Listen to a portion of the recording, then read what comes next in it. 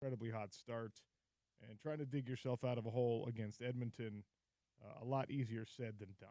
We'll talk about that and the Puck Lake City playoff push with Belle Fraser, who joins us in half an hour. Lee Sterling is going to swing by at 12:30, and we'll talk about some of the bets as you fill out your bracket. And by the way, the $1 Million Bracket Challenge at ESPN700sports.com, you have basically 24 hours to get that. Not even 24 hours to get that thing done. Yeah, we should have I should ask Bryce to put a clock on that. You got to put a countdown it's like clock 20, on that. 20 we're like 23 hours away because you have to get it in before the first game tips off a little after 10 a.m.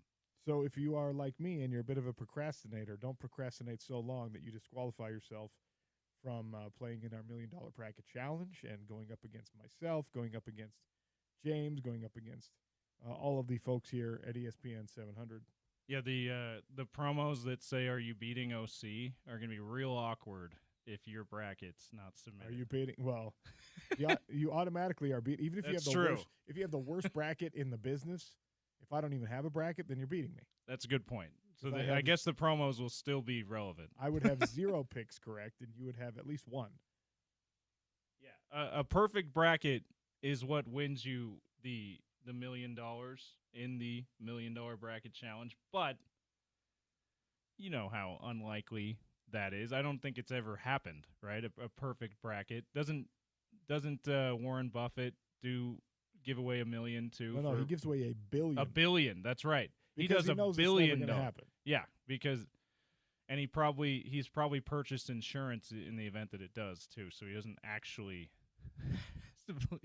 lose any of his money. That I'm actually curious about that because he owns like 9 insurance companies. Oh, so maybe it is his money. So is he just buying insurance from himself? So he makes sure to buy from his competitor that he hates.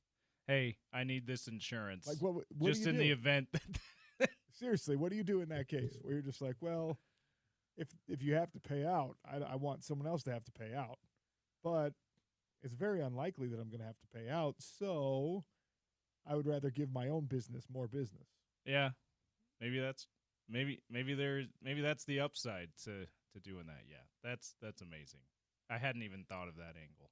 Sarah Warren Todd Buffett will join us at 1:00. She's in the bracket challenge. She's already submitted hers. You can look at her picks and make fun of them if you want to. She's a proud San Diego State Aztec. So I noticed she picked the 11 seed in the Carolina San Diego State game to get to the Sweet 16. We're gonna have to ask her if she was thinking San Diego State in the Sweet 16. But now she's stuck with Carolina in the Sweet 16 because they destroyed them last night. We got, I think, our first iconic moment of this 2025 March Madness tournament last night. We were talking about this before the show, and they keep playing the highlights.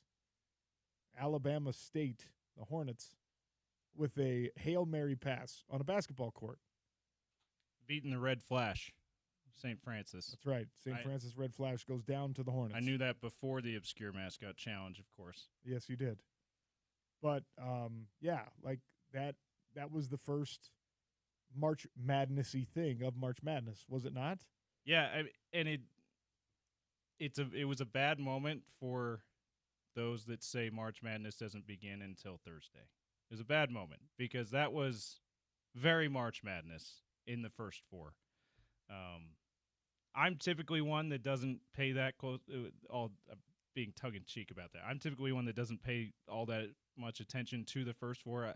The 11 seed games are interesting because those are usually teams from major conferences or really good teams from mid-major conferences like San Diego State that you figure, okay, they might be able to beat the 6 seed they're going up against. But I hardly ever watch the 16 seed games, and I was just settling in, getting ready to watch the Tar Heels, and so I happened to catch the end of that game, which was back and forth, and just an incredible ending. Like that was a reason to watch the first 4, because even the 16 seeds, even though I typically don't care because they're just going to get blown out by the 1 seed the next game, they're both 16 seeds, so it's got a chance to be a really good game, and it delivered last night. North Carolina, by the way, paid close attention to all the people telling them that they did not belong in this tournament. Oh, my gosh. 95 points? 95-68, against they beat San Diego State. Against the Aztecs, who, like, I don't know. I haven't looked at their stats this year, but I know that it was a bit of a down year for them. They're typically a lot higher than 11 seed and a first four-in team. But, like, that's a team that, like, next to Houston, you think of the best defensive team in the nation, usually, or in the short list of the best defensive teams in the nation. Carolina scores 95 on them. That was incredible. Utah State scored 79 on San Diego State, and that was the previous high. Okay, so it was even though it was a down year in the win-loss column for them, the defense wasn't the reason. Yeah. I mean, that's incredible. They gave up 79 to Utah State, and they gave up 78 to somebody. Where I'm scrolling. Anyway, they're really good to Oregon. They're a really good defensive team, and North Carolina went out there, and especially in the first half. Talk about a hot start. North Carolina went into halftime with a 24-point lead. They almost scored 50 points. They had 47 points in the first half, which is like a typical college game. That's like 10 minutes left. You're around 50 points. So that it was.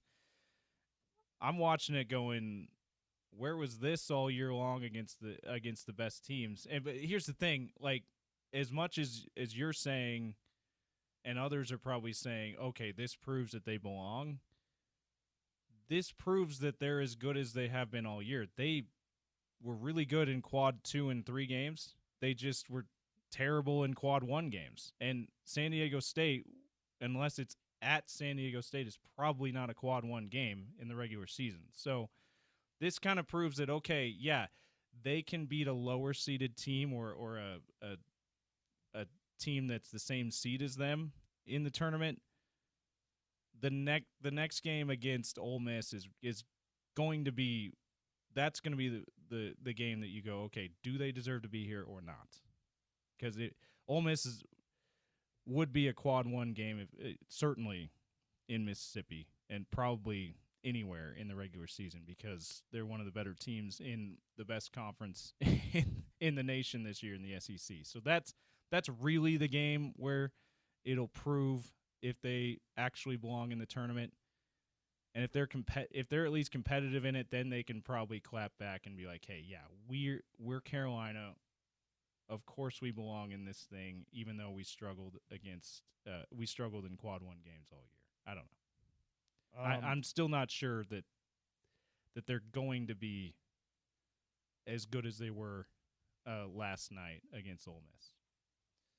You've got 2 more first 4 matchups today. True TV will be hosting those. Yeah, your favorite channel. I'm a big so they will interrupt your Carbonaro effect, your scare tactics, to air at 4:40 p.m.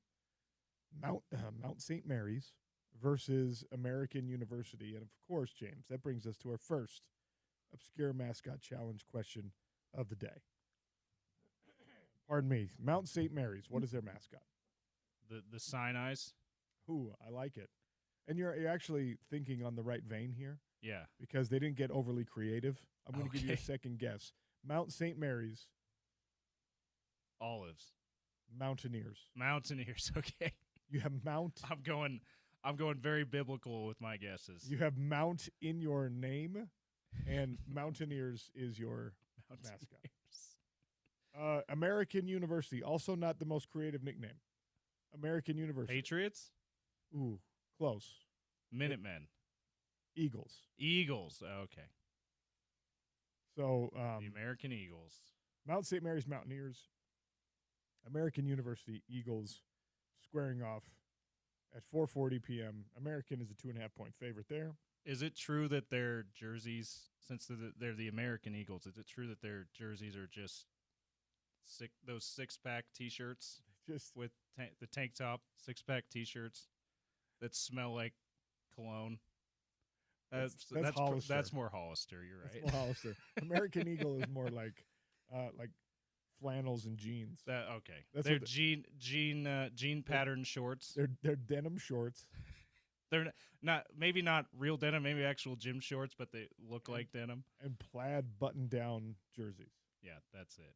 Yeah, I mix my brands there. Hollister's the models with the 6-packs. Hollister, man, that was like high school. Right after high school is when all of the Hollister started descending upon Utah malls. Yeah, and the absolute assault that Hollister stages on your nostrils when you walk into that store seriously is insane.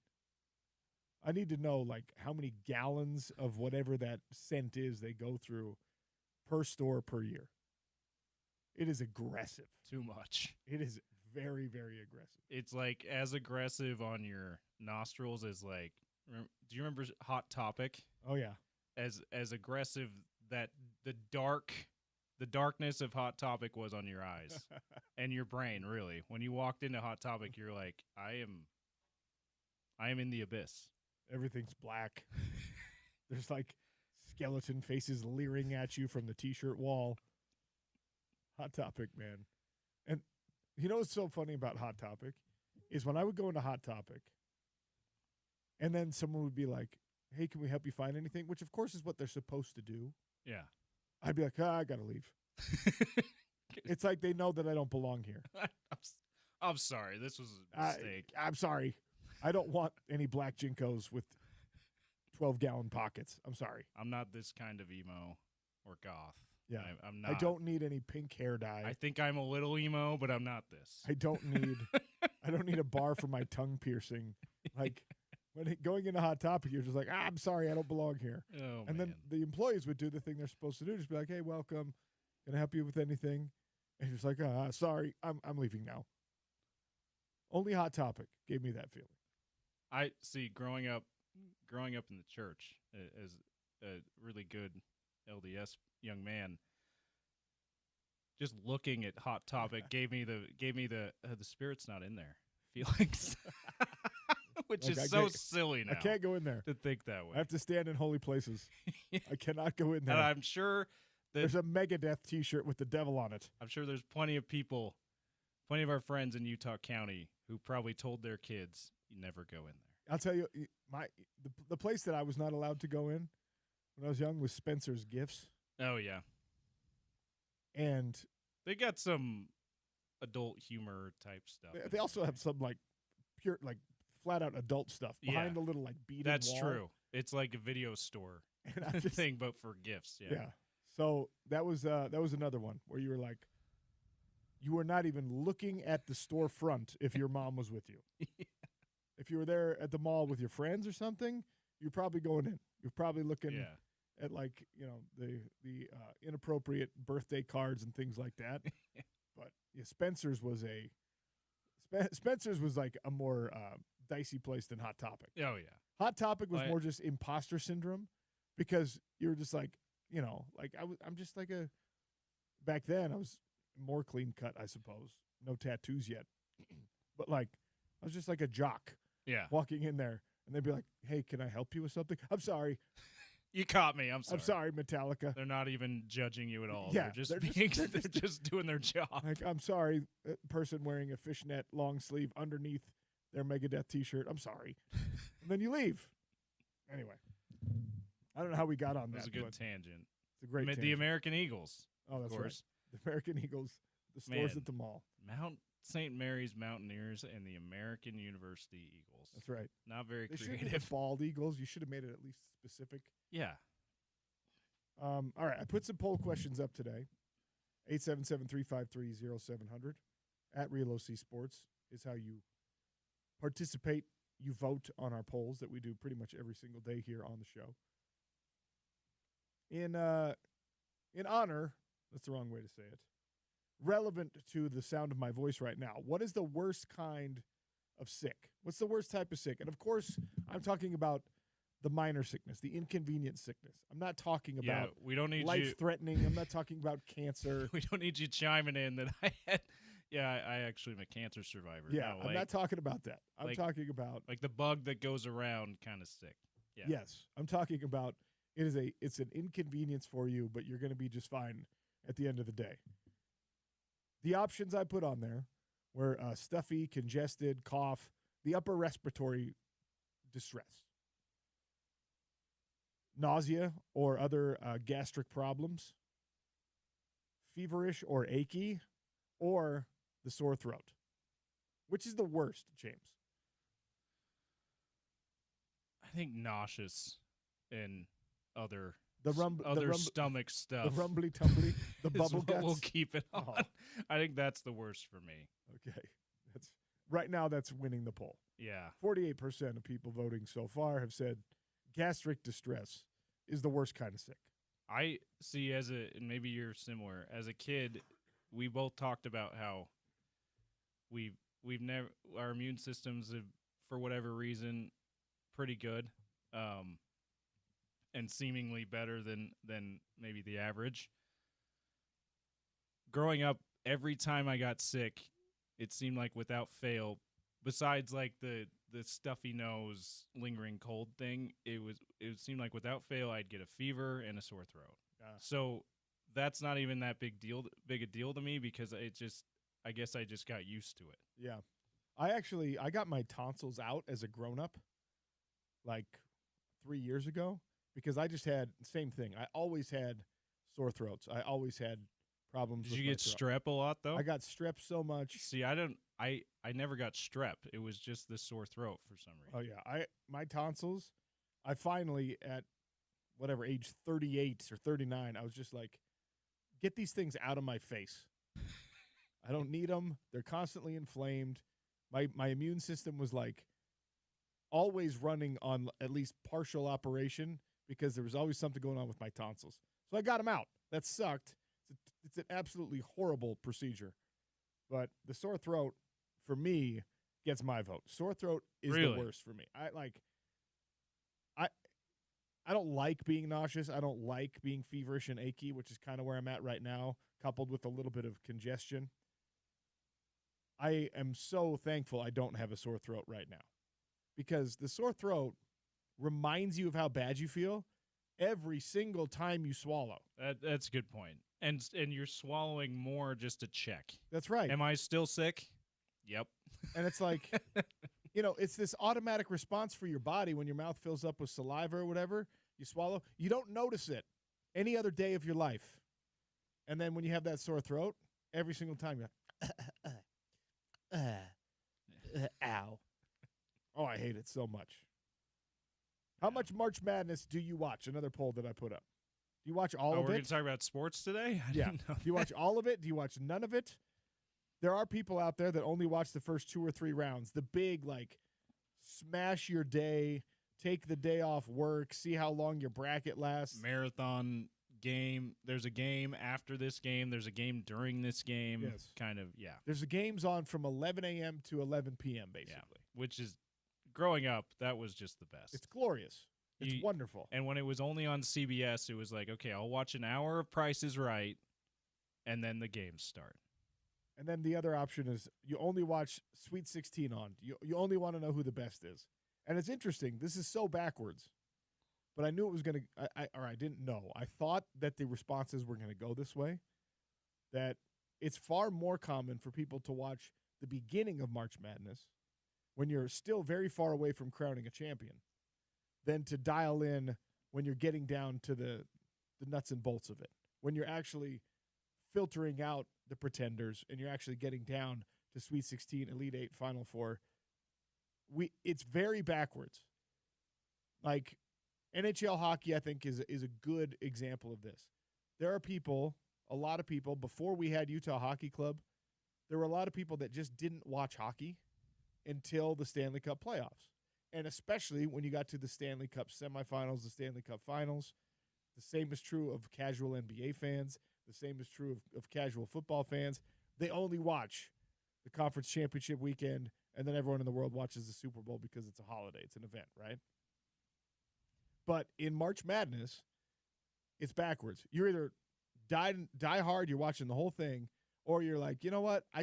I'm watching while my bracket still looks decent. And then when you get to the Sweet 16, you're like, I'm out of it now. The Yeah, bracket sucks. You're like invested because you have hope that you made good picks. Yes. I think that's part of it, and also obviously it's always thrilling to see the American Eagles take down Auburn, right? I don't know if they're matched up to play Auburn. It's one of the 1 seeds, right? But you're always like it's always a thrill to see the upset, especially the massive upset like that would be. So yeah, upsets do it. I think it's also that there's just nothing like marathon.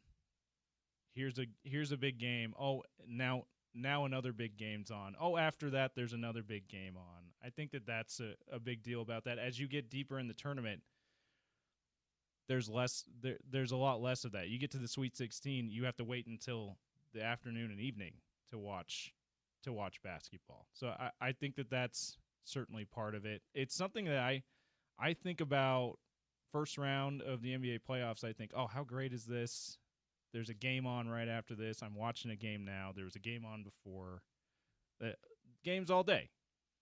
Then you get to conference finals. It's like I have to wait till tomorrow for the next game, and then NBA finals. I have to wait till Thursday for the next game. So I think that plays into it too. But yeah, it's got to have a lot to do with what you just said. We're invested in whatever we predicted, and we think that, oh, I only got 2 wrong today. I'm still good. And then you get 5 wrong in the evening, and you're like, oh, I'm done. Yeah. You're like, never mind. I'm checking out. I'm suck. over it. Maybe I should have watched the regular season. 877-353-0700 on the Dish Pros text line if you want to interact with us that way. 1624 weighing in on a couple of things we've mentioned on the show. Feverish or achy is the worst because you feel like you're going to die. I mean, it's not a good feeling. And also, it messes with your sleep so bad. Yeah. You have those fever dreams. Your boy last night, James, I was having some fever dreams, my friend. It was weird. And then also weighing in on the hot topic of the day. The hot topic. The hot topic. Which is hot topic. As a good little LDS boy, Hot Topic was one of my favorite stores. Oh. Because it's the only store that sold merchandise of my favorite bands. Not emo, not goth, just good music taste. Okay, well. All right. He didn't get that. The spirit's not in that store feeling that I got. Yeah. Which, again, just so silly that of course it's silly. Think that way. But there's you're not alone in that. No. There's so many like weird little quirks of how you are raised that when you look back on it as a grown up, you're just like, why was I so worried about that? I saw Josh Pate, who has been a guest on the show. He's always on with Spence, and for some reason, this roller coaster at Six Flags Over Georgia was the topic of conversation on Twitter yesterday, and Josh Pate talked about his mom treated that roller coaster because it's like a violent, shaky coaster that like whiplashes your neck and hurts your. Oh dang! Yeah, gives you like concussions. And he said, my mom treated that roller coaster like an adult video store. Like we don't even go near that, which is it's like such a weird thing. But yes, that's just how we are all raised. Every parent has different bugaboos. Every grandparent has different bugaboos. And then you grow out of the house and you're just like, wait, my parents thought The Simpsons was same. like the most vile and disgusting programming that you could find on television. Yeah, we weren't allowed to watch The Simpsons either. I was not allowed to watch The Simpsons my whole life. And because of that, I never became a big fan of it. And then South Park got the same treatment, but we didn't have cable, so that wasn't a big deal. But yeah, these things are like, it's innocuous, but it's hilarious. Yeah, it was funny because with the Simpsons thing, because it was the same way for me. Like they were fine if I watched Family Guy. Like Family Guy was worse than The Simpsons. Yes. Anyway, it's just funny those things that we, like you said, we get the way we're raised and the feelings that it makes us, the connotations of things. All right, our opening segment is brought to you by Top Local Roofing. If you need new roof or just a few repairs, get a hold of Justin Cunningham at Top Local Roofing. 801-839-4501. Tell them OC sent you. Top Local Roofing can handle anything on your roof to protect all the stuff under the roof. And trust me, the snow and ice building up after the storm yesterday, that's going to cause you some problems. Give them a call, 801-839-4501. All right, we'll take a quick one here. We'll come back. Belle Frazier's going to join us. Talk a little Utah Hockey Club. Can we even still call it a Puck Lake City playoff push after what happened last night? We'll get to that in 3 minutes on the Sean O'Connell Show, ESPN 700 and 92.1 FM.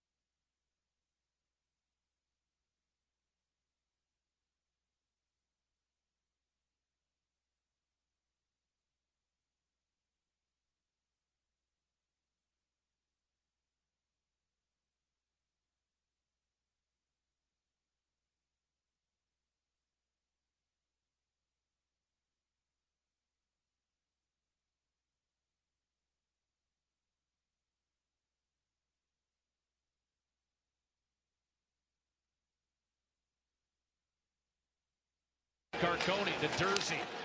Cooley loading up. Penalty is over, and it's smashed in the net by Dursey, and Utah's on the board at even strength. Sean Dursey with his second goal of the season. Sean Dursey goal last night, lost to Edmonton for the Utah Hockey Club. That sound courtesy of Sportsnet up there in Edmonton. And Belle Fraser joins us to talk a little Utah Hockey Club now on the Sean O'Connell Show. Belle, welcome back. How are you? Good. How are you? Doing all right. I almost don't even want to mention the score from last night. a rough outing for the Utah Hockey Club. 7-1. They drop a road game to finish the road trip to Edmonton. And we knew it was going to be an uphill climb against this Edmonton team.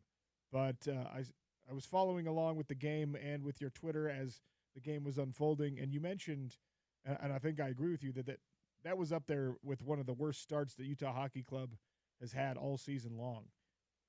Why? Why did it go like that? I was going to say it didn't get better either after the first period. I think I tweeted that 10 minutes into the first, and things obviously with the 7-1 end score proceeded to get worse and worse. I think for them, it was the third game of their 3-game road trip, and I wrote this in my story too. The Oilers looked like a team that were one win away from the Stanley Cup less than a year ago, and they were that team. And I think the experience and just the talent differential was on full display.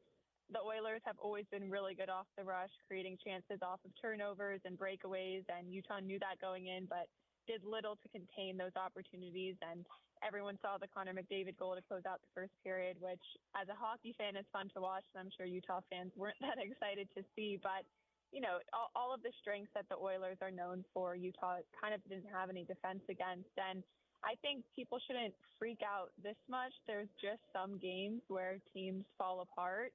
Utah did not look like itself at all. Sean Durzi talked about it post-game that performance is not who they are. It's not up to their standards.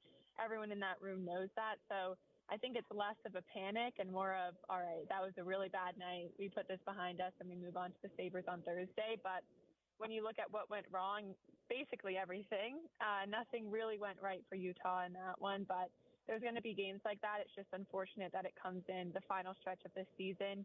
Utah hasn't been blown out a ton this year. Their worst loss was against the Carolina Hurricanes, but even in that one, they scored 3 goals. That was 7-3. So last night was Utah's worst goal differential. They lost by 6 goals. It's going to happen, like I said, but just poor timing that it's in the thick of this playoff race they're in. And look, I'm not going to rag on this team for losing on the road in Edmonton. Like you're saying, that's a really good team. But the more damaging loss from this road trip was dropping the first one against the Kraken. And you know, you're trying to stay in this race. Seattle's a very, very beatable team, and you drop that one for that performance, for that loss, going back a couple of games. What was the real issue for the Utah Hockey Club against Seattle? Well, that's the one you really look at this road trip, right? I mean, internally, I don't think they're talking about scheduled losses, but from the outside and a journalist perspective, you kind of had the Oilers game scheduled as a loss if there was going to be a loss on this road trip, and you hope that they can get 4 out of 6 points. So I think that Seattle game hurts even more so now that they lost against the Oilers, that they gave up not an easy 2 points, but like you said, a team that they can definitely compete against. And I think the same thing in that game was a bad start. And we talked to Nick Schmaltz after the game saying, where does that come from? And he's saying we obviously didn't try to have a poor start. It's just sometimes isn't there. But even so, they came out of that first period tied 1-1 and took a lead in the second period. But they let Seattle dictate the game from there on out. They didn't push. They didn't extend their lead. They didn't kind of have that resilience that they have throughout the rest of the season. And they went on to win that game in Vancouver, and Coach talked about it post-game. He said he thinks his team went into Seattle and was already looking ahead to Vancouver because they knew how important that game against the Canucks was, that maybe they didn't take the Seattle game for what it was and weren't as present as they needed to be. So that's kind of from the mental side what the team has been saying about that one. But, yeah, that's a big missed opportunity on this road trip. Karel Vejmelka pretty much bailed them out for the majority of that game, and then you know, obviously things fell apart in Edmonton. But, yeah, that's one that this team really wishes they probably had just based on how last night went in Edmonton. Speaking of Vejmelka, you're coming back home for a game tomorrow night against the worst team in the East. Is this a place where we see him not have to skate? I don't know. I think if he finished out last night's game, maybe they start Stauber. But the purpose of pulling Vejmelka after the first period yesterday, they're already down 3-0. Edmonton was dominating, and Coach said he really just pulled Vejmelka to rest him. Last night was his 11th consecutive start of the season. That's the longest stretch he's gone on this regular season, and obviously he's the starter right now. So I think for them, it was kind of planning ahead where they kind of knew that they weren't going to come back in that game. They wanted to get Jackson Stauber some NHL game action because he hadn't played since December 31st in the NHL since getting recalled a couple weeks ago. So I think it was kind of not a win in that game for them, but they were able to give Zamelka some rest and get Stauber kind of the conditioning he needs if they're going to throw him in there throughout the rest of the season. So I imagine they might go back with Zamelka against the Sabres just because, again, even though it's the worst team in the East, they need points and they're going to go with their top guy. And I think the fact that he only played 20 minutes instead of 60 minutes in Edmonton probably bodes well for that. The team is not practicing today, and then they'll just have a morning skate tomorrow. So he'll get some rest, but Coach has said it over and over again. He's treating these games like the playoffs, and if you're in a 7-game series, you're going to go with your starter every game. So based on that, I would say Zamelka, but who knows if they think he needs one more day of rest. I just think it almost doesn't matter who the opponent is right now. They want their best guys out there. 3 of the next 5 are against some pretty good squads. You got Tampa twice. You've got Florida. Buffalo and Detroit, for those who are not looking at a schedule right now, are the other 2 out of that 5. How do you stay within striking distance of that wild card spot in a tough stretch like this one coming up? Well, these are going to be huge games, and it sounds redundant and cliche, but the place that Utah is in right now, they're 4 points out of the second wild card spot in the Western Conference. So they've got to find a way to get a point and hopefully 2 points against most of these teams. It's interesting with Tampa and Florida. Those are teams that are already obviously in the playoff picture. They're fighting for seeding and standings. Those 2 are 2 points away from each other, but they're not fighting for their lives. So I think with that, it might be a different desperation than you see with the Detroit Red Wings or the Sabres, who are trying to be the spoilers right now.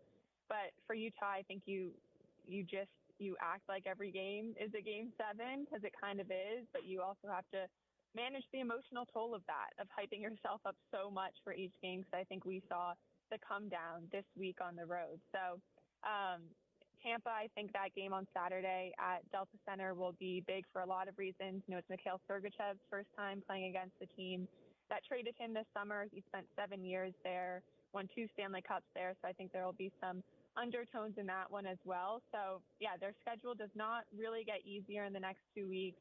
Buffalo and Chicago are probably 2 that they are telling themselves they really need to get points against without underestimating their opponent. But yeah, there's no let up until April 15th, which is their last game of the regular season. Belle Fraser, Salt Lake Tribune, Utah Hockey Club insider, is my guest here on the Sean O'Connell Show.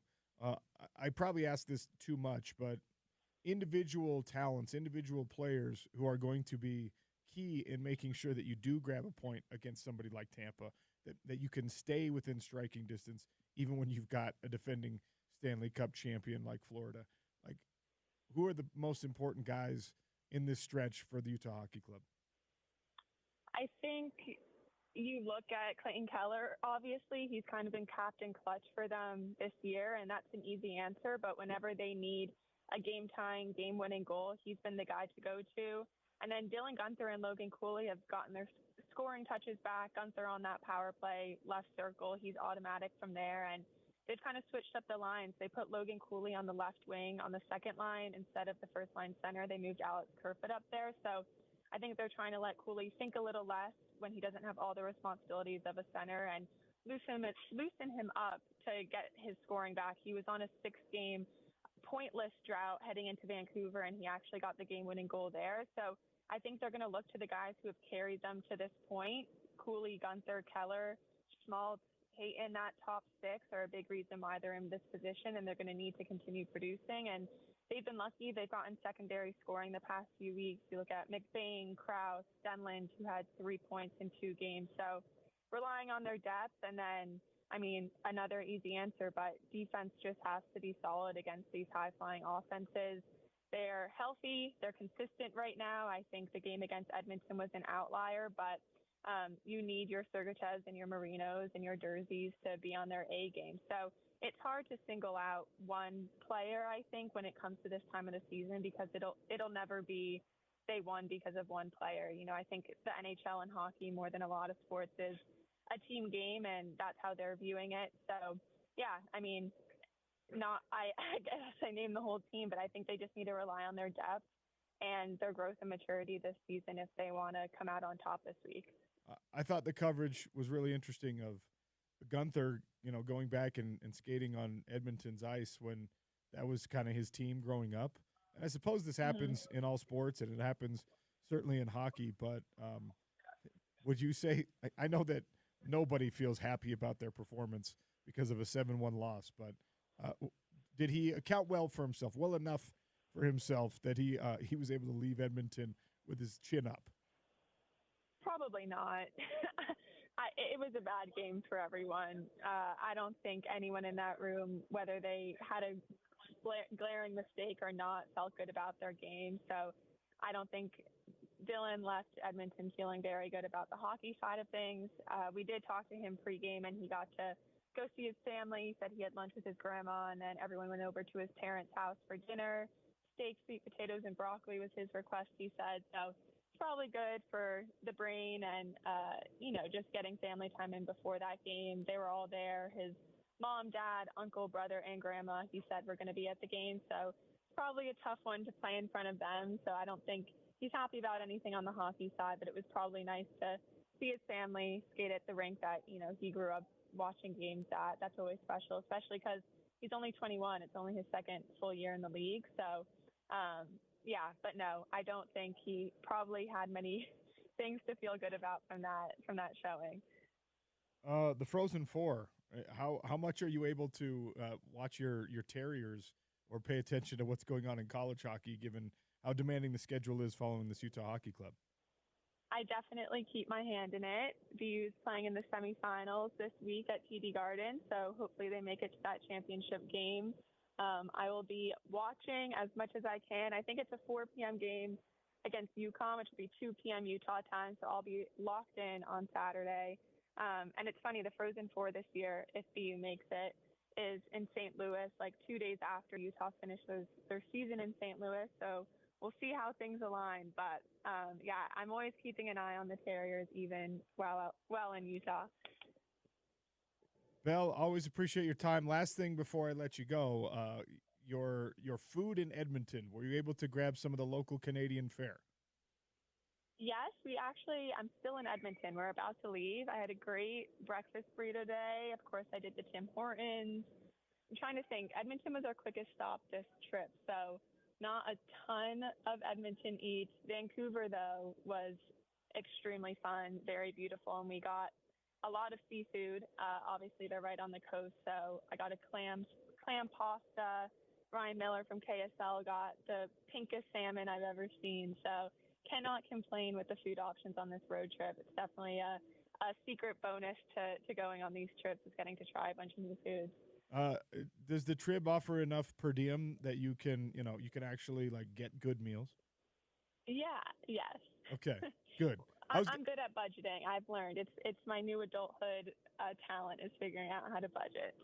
I was going to write a sternly worded letter to the editor, like, "Hey, Belle's a foodie. Let her get some real food." But it's good to hear that you're able to manage. No, Trib takes care of us. We're lucky. That's awesome. Belle, thank you very much. We'll talk again soon.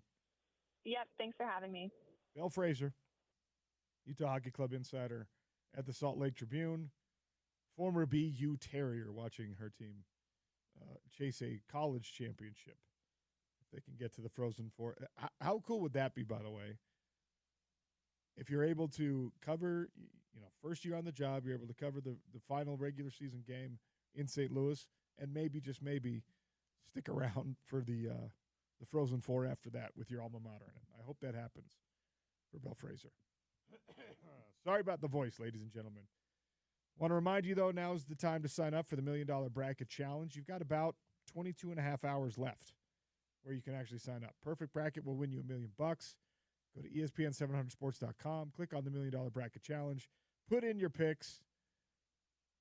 This is brought to you by Motorsportsland, Jersey Mike's, Intermountain Sportsman's Expo, Intermountain Bobcat, Ken Garff Nissan in Salt Lake City, ESPN 700 and 92.1 FM's $1 Million Bracket Challenge. Chances are you're going to beat me. So even if you don't get the million, you got those bragging rights. Hot Lunch is next on the Sean O'Connell Show. It's Utah's #1 sports talk, ESPN 700.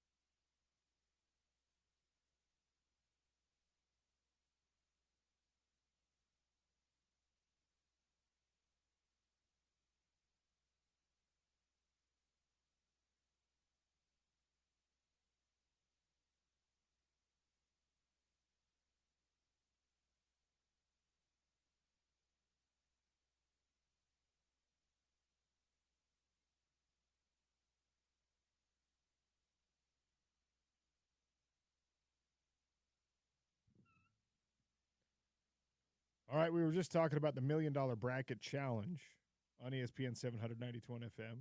Go to ESPN700sports.com. Submit your bracket. Do so in the next 22-ish hours to make sure that you qualify for that $1 Million Challenge.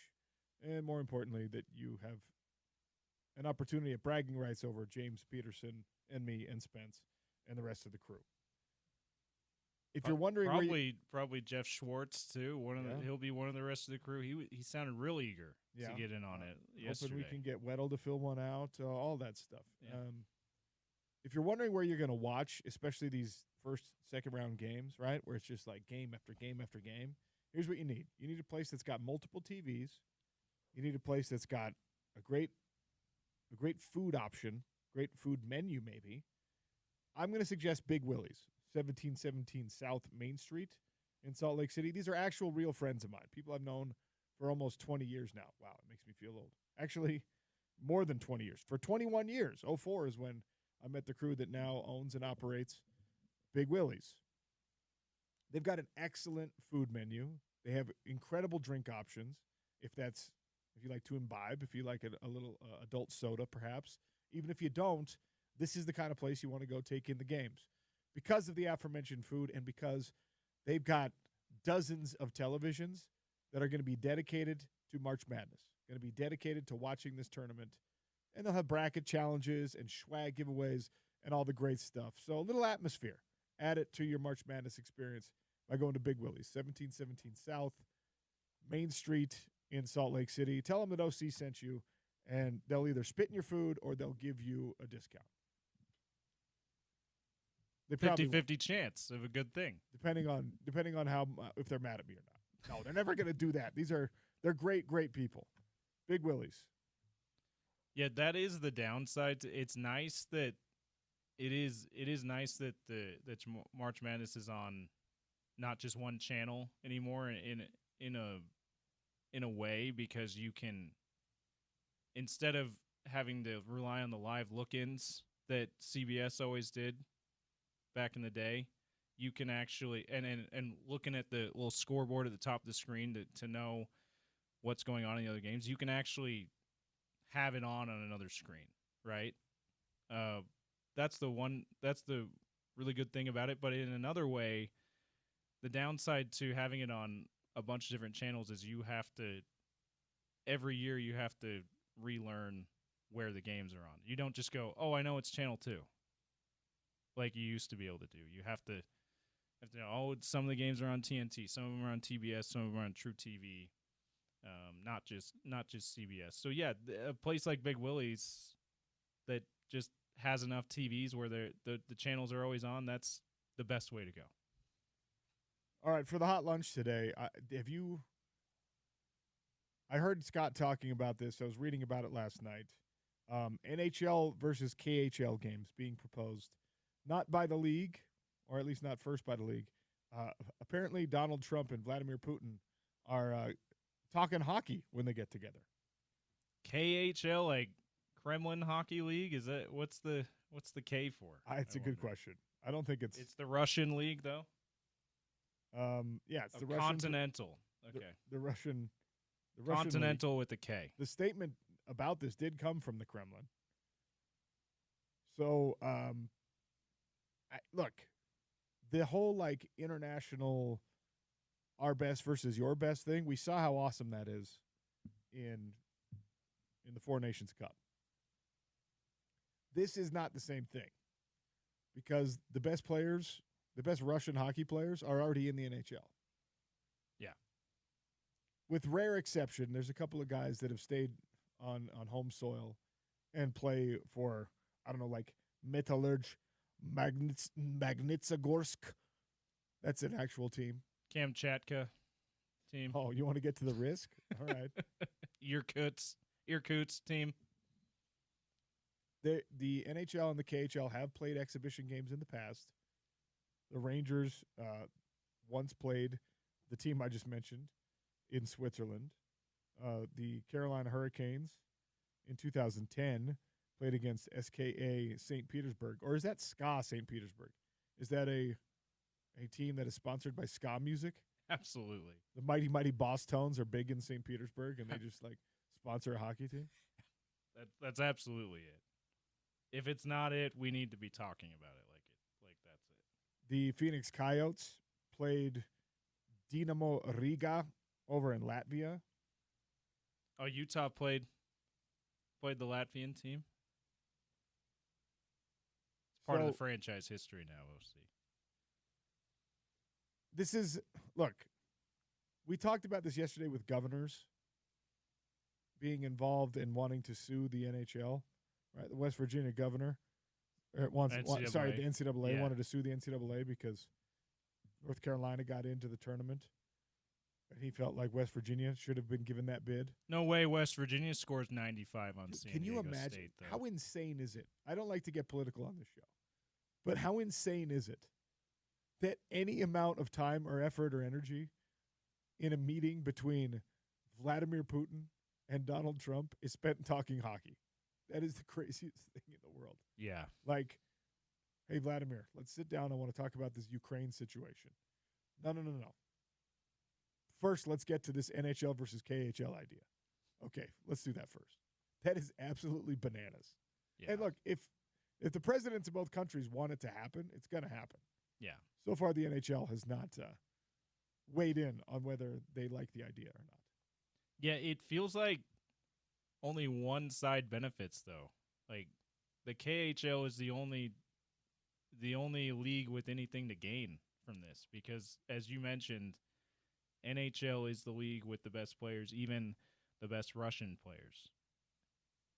So I mean, like you said, the presidents want it to happen. It's going to happen in some way, but I don't blame the NHL for taking their time to weigh in on it because they have to find an incentive to do it, right? And by the way, the NHL terminated all relations, discussions, dealings with the KHL. The NHL stopped talking to them, stopped dealing with them in response to the Russian invasion of Ukraine.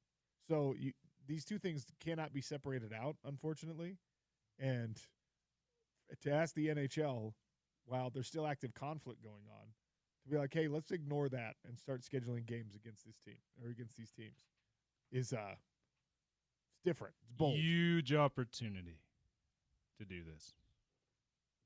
And by the way, if you're doing this, right, are you having the NHL teams with their Russian players, their Canadian players, their American players, their Finnish players, are you having them go over to Russia to do this? I mean, not exactly a well-thought-out proposition, I don't think. Yeah, there's going to have to be lots of details. They're going to have to be ironed out, and politically charged ones for sure, before this can even happen. But it's probably going to happen if the presidents of both nations want it to happen, like you said. By the way, Russia right now is not invited to play in any international tournaments. And this is, again, in response to the Russian invasion of Ukraine, which... It's like sports sanctions. It's sports sanctions, which for the athletes sucks. I don't know the political leanings of Russian hockey players, but it stands to reason that not all of them support the invasion of Ukraine. And they are being punished, at least indirectly, for decisions made by Putin and his cronies. Well, that's crazy. It's kind of like, in a very much smaller scale way, it's kind of like what just happened with the way Trump's been talking about Canada, and a lot of us here in the United States aren't necessarily with that, but yet we have to be the symbol of we have to own that still. And not getting the worldwide sports sanctions that Russia is getting, but it's a little bit we've felt a little bit of that. Well, yeah, because when your anthem plays, that is greeted with hostility now by a country that is, historically you've had pretty good relations. Yeah, so we can relate a little bit to that now. Certainly not. I'm not trying to say anything like what Russian athletes have gone through since the invasion of Ukraine happened, but just we got a little taste of it recently with the way Canadians think of the United States now. Russian athletes are used to being punished for other people's actions because the Russian doping machine, even for people who did not participate in it, ended up hurting them. Yeah. Because they don't get to wave their flag at the Olympics. They don't, right? Like the Olympic contingent from Russia versus like the actual Russia, where that's one of the, it's still one of the weirdest things where you'll see the Olympics and you'll see a Russian athlete that when they get on the podium, it's the Olympic flag. Yeah. Because of the sanctions against Russia. And that is like, okay, yeah, if you guys are cheating athletically, then of course we're going to sanction you. We're going to punish you in some way. Your coaches, your committee has, a direct impact on the sport and the competitive integrity of the sport in that case. This stuff is way bigger picture and much, much crazier to think about. KHL versus NHL. KHL versus NHL. I don't think it ends up happening, but if they really are serious about it, they being Trump and Putin, who's going to stand in the way? Yeah. You don't get to, as a NHL owner, you probably don't get to be like, nope, not doing it. Not if you want your life to be easy. All right, spring football starts tomorrow at the University of Utah. I want to talk about some of the questions going in and whether or not we'll actually get any answers to those questions. You're listening to the Sean O'Connell Show on Utah's #1 sports talk, ESPN 700.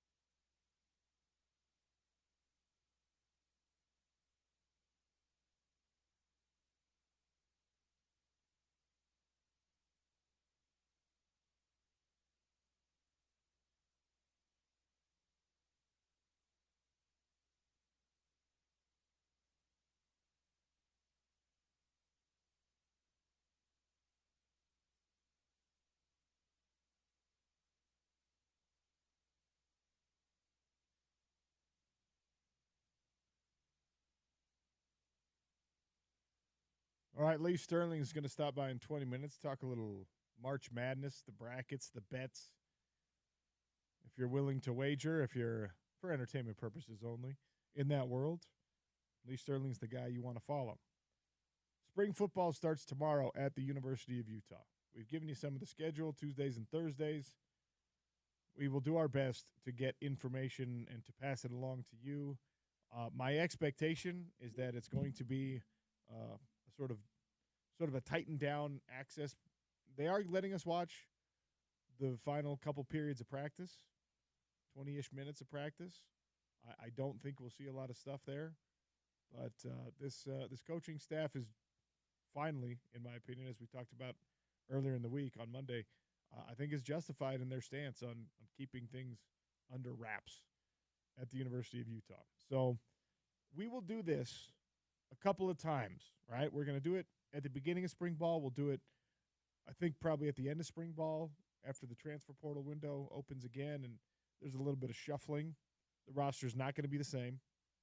And then, of course, we'll do it when fall camp begins as well, trying to predict the who's and the what's of Utah football in a year that is, I don't need to tell you as a fan, is crucially important to not only the present of Utah football, but to the future of Utah football, because everything that happens in college sports now is magnified and intensified beyond where it used to be because there's so much availability for movement.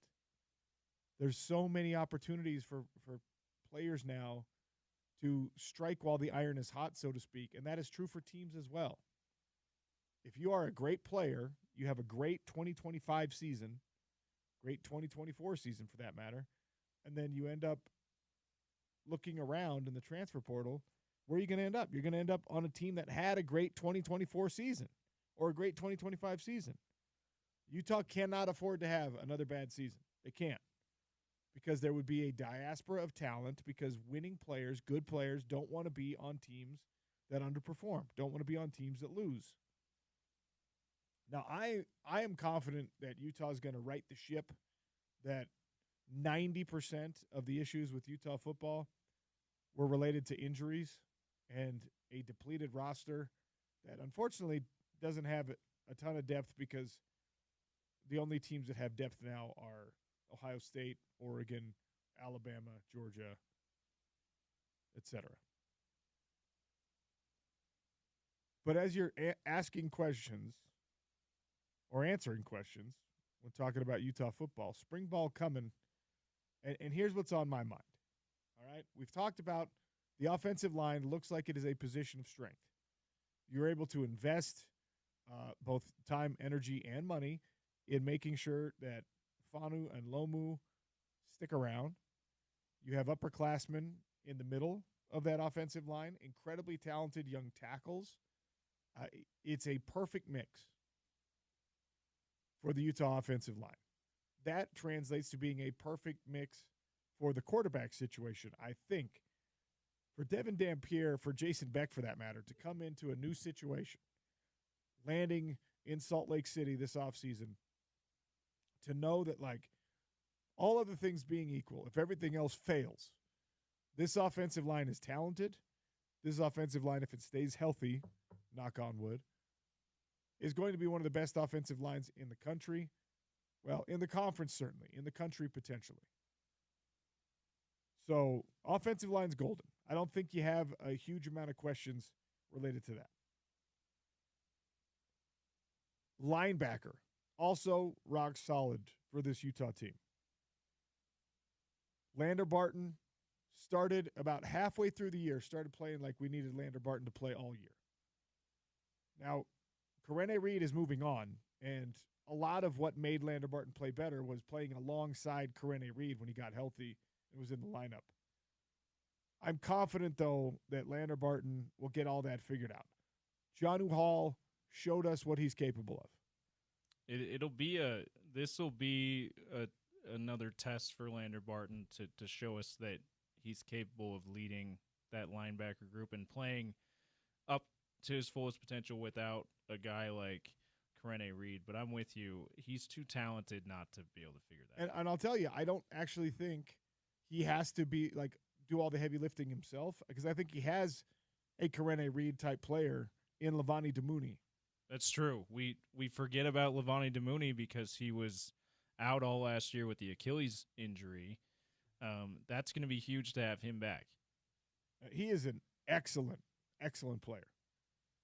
Very intelligent player. He actually is.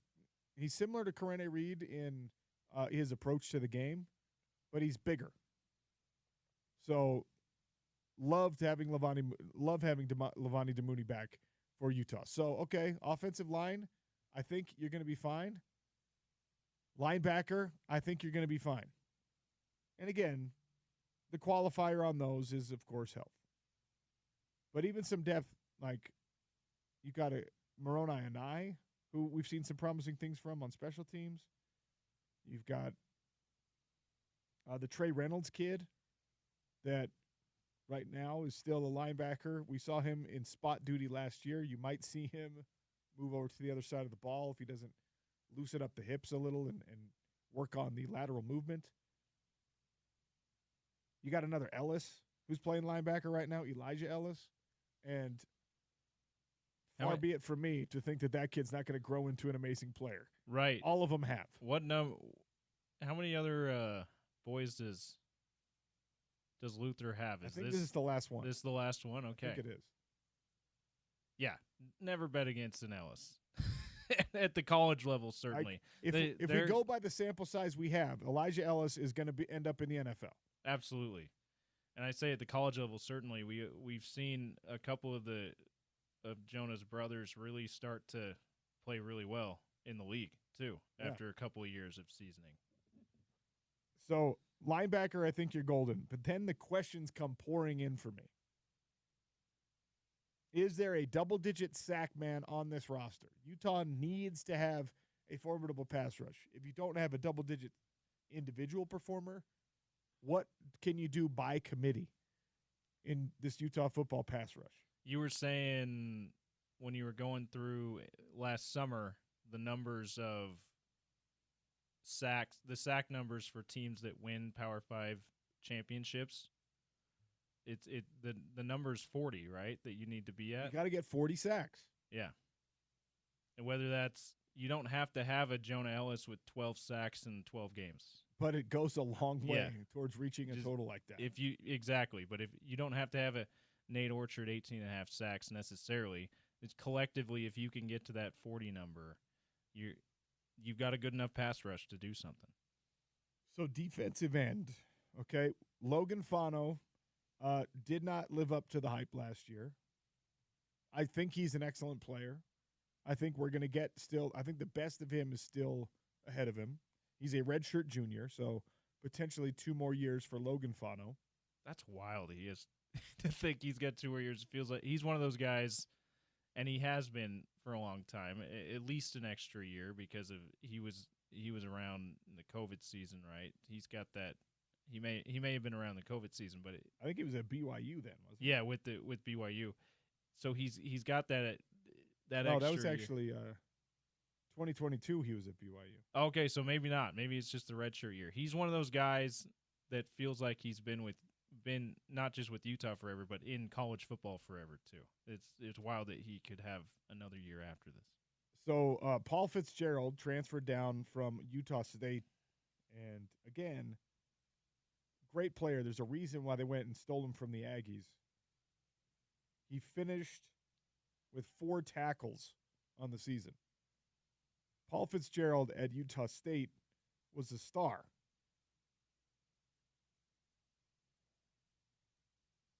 He had 8 sacks, 9 tackles for loss for Utah State in 13 games. He finished with 4 tackles in 9 games for Utah.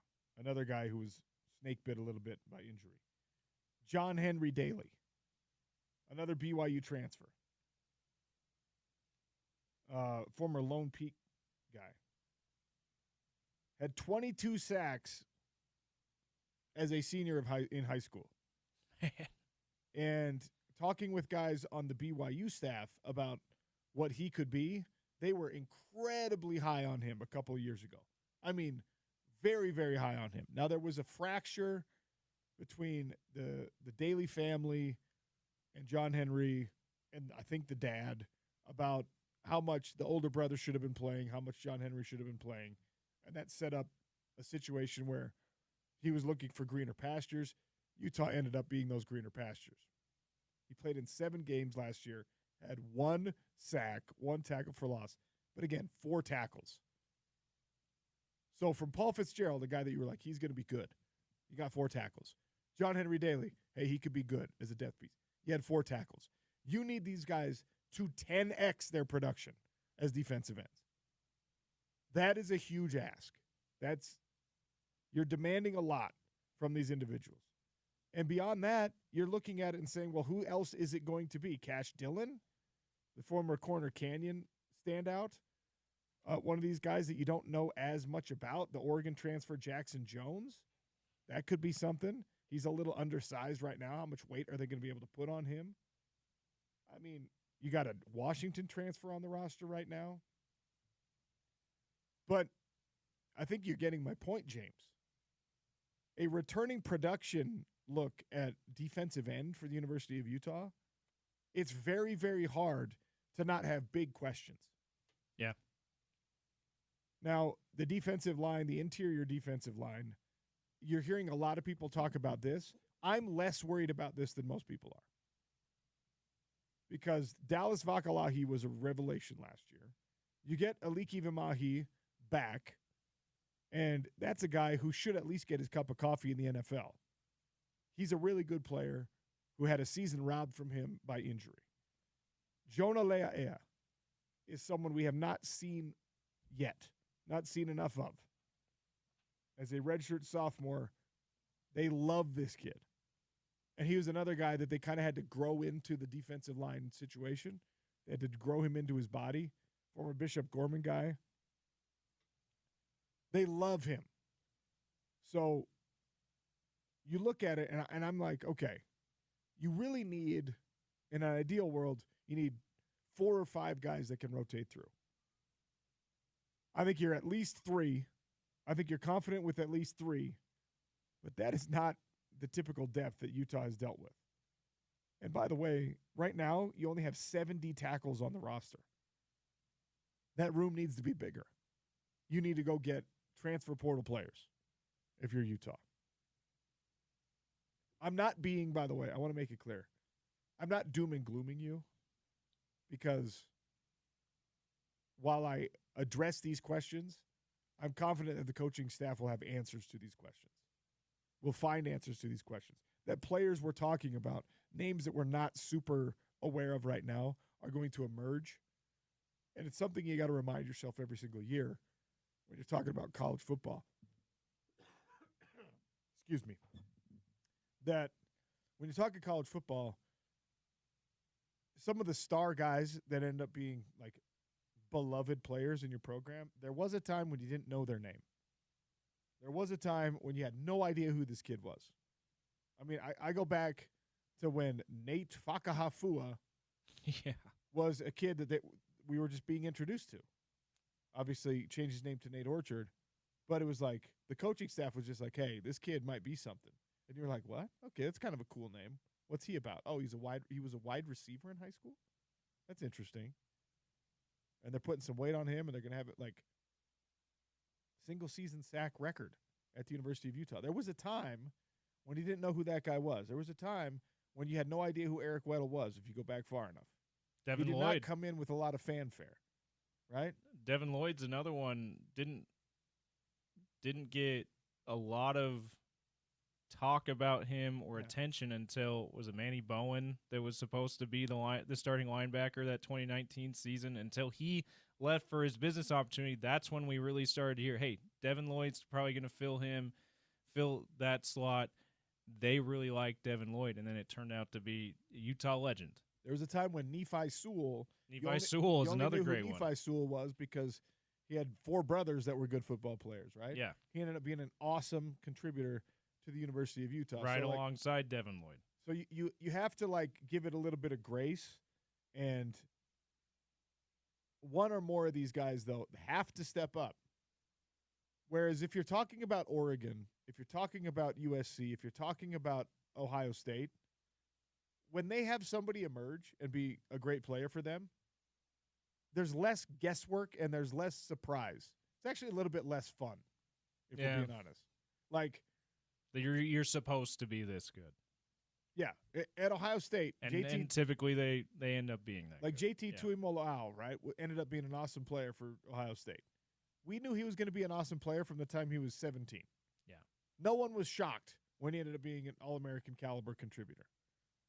It's a little bit, I mean, for coaches, it's probably a lot more fun to have that kind of a roster. Oh, yeah, to be able to have that kind of trust and stability and dependability, for sure. But for fans, the pleasant surprise is fun.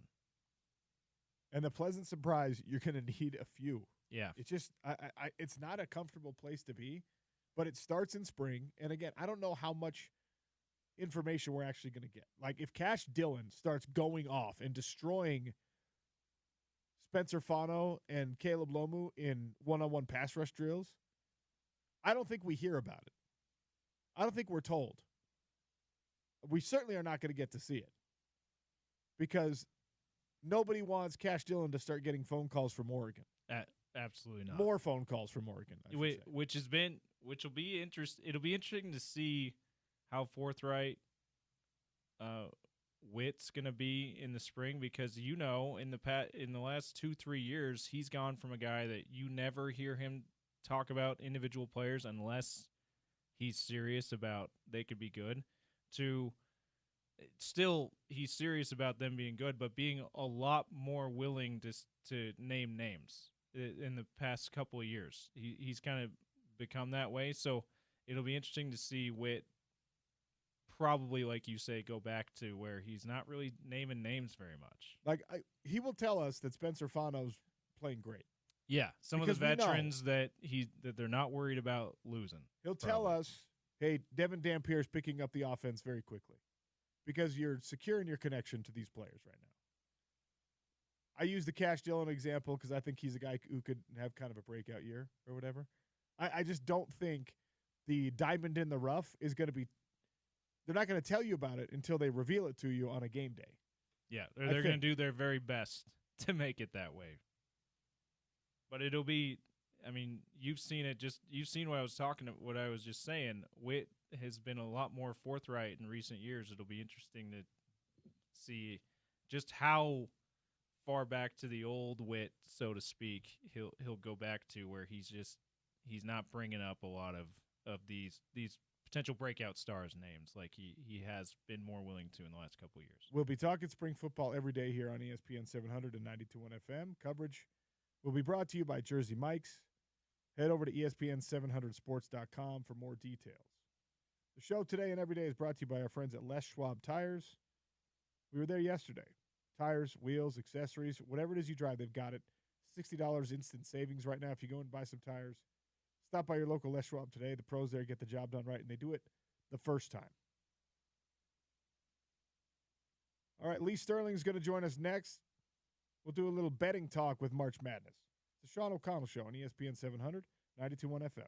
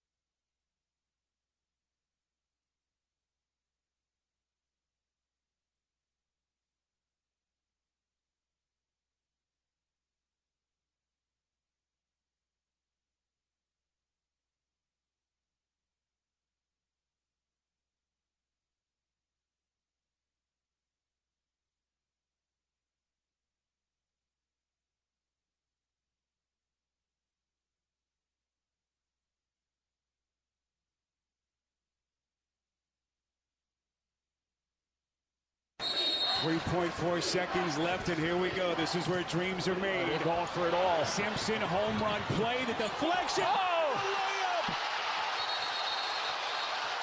Thinking that somebody was going to get a hand on it, but watch this, Bureau. Everybody gets a hand on it. That was the Hail Mary play for Alabama State, a winning layup they got out of the full court pass in a first 4 game. Sound courtesy of TNT Sports. Spiriditas, Jim Spinarkle on the call. First 4 will finish up tonight. It's 16 versus 16, Mount St. Mary's versus American. That's at 4:40 p.m. on True TV. Then the 11s matching up Texas and Xavier at 7-ish p.m. Lee Sterling drew it up just like that for Alabama State. He knew exactly how that one was going to finish. He's the best handicapper in the business. Kind enough to join us ahead of March Madness. Lee, welcome back to the show. How are you? I'm good. I wish I could say I've ever had a moment like that. I think I scored 17 points my high school career, 2 years. That's it. I think I've scored 17 points in my lifetime of basketball, like every year that I ever played as a kid. So you got me beat at least, Lee. I was a backup point guard, and the only smart decision I ever made was my senior year. I think we were like 7-18 one year, 6-20 the other. I'm like, you know what? I'm just going to do soccer my senior year, and thank you know what? That team that I would have been on went 0-27. Oh. So those 17 points I scored in the 2 years as a backup point guard, kind of think of them more as highlights compared to what my other classmates and kids that I graduated with that year. I don't know if I've ever seen a team lose that many games in a row in a basketball team. That is absolutely brutal. Yep. Look, we're the home of the Utes. Unfortunately, the Utes will be in the college basketball crown rather than March Madness. Maybe we'll get to that. But this is, Lee, this is the time of year when even the non-degenerates, even the folks that are not usually betting, are finally drawn into the world of sports betting. Is this like the best time of year for you? Oh, yeah.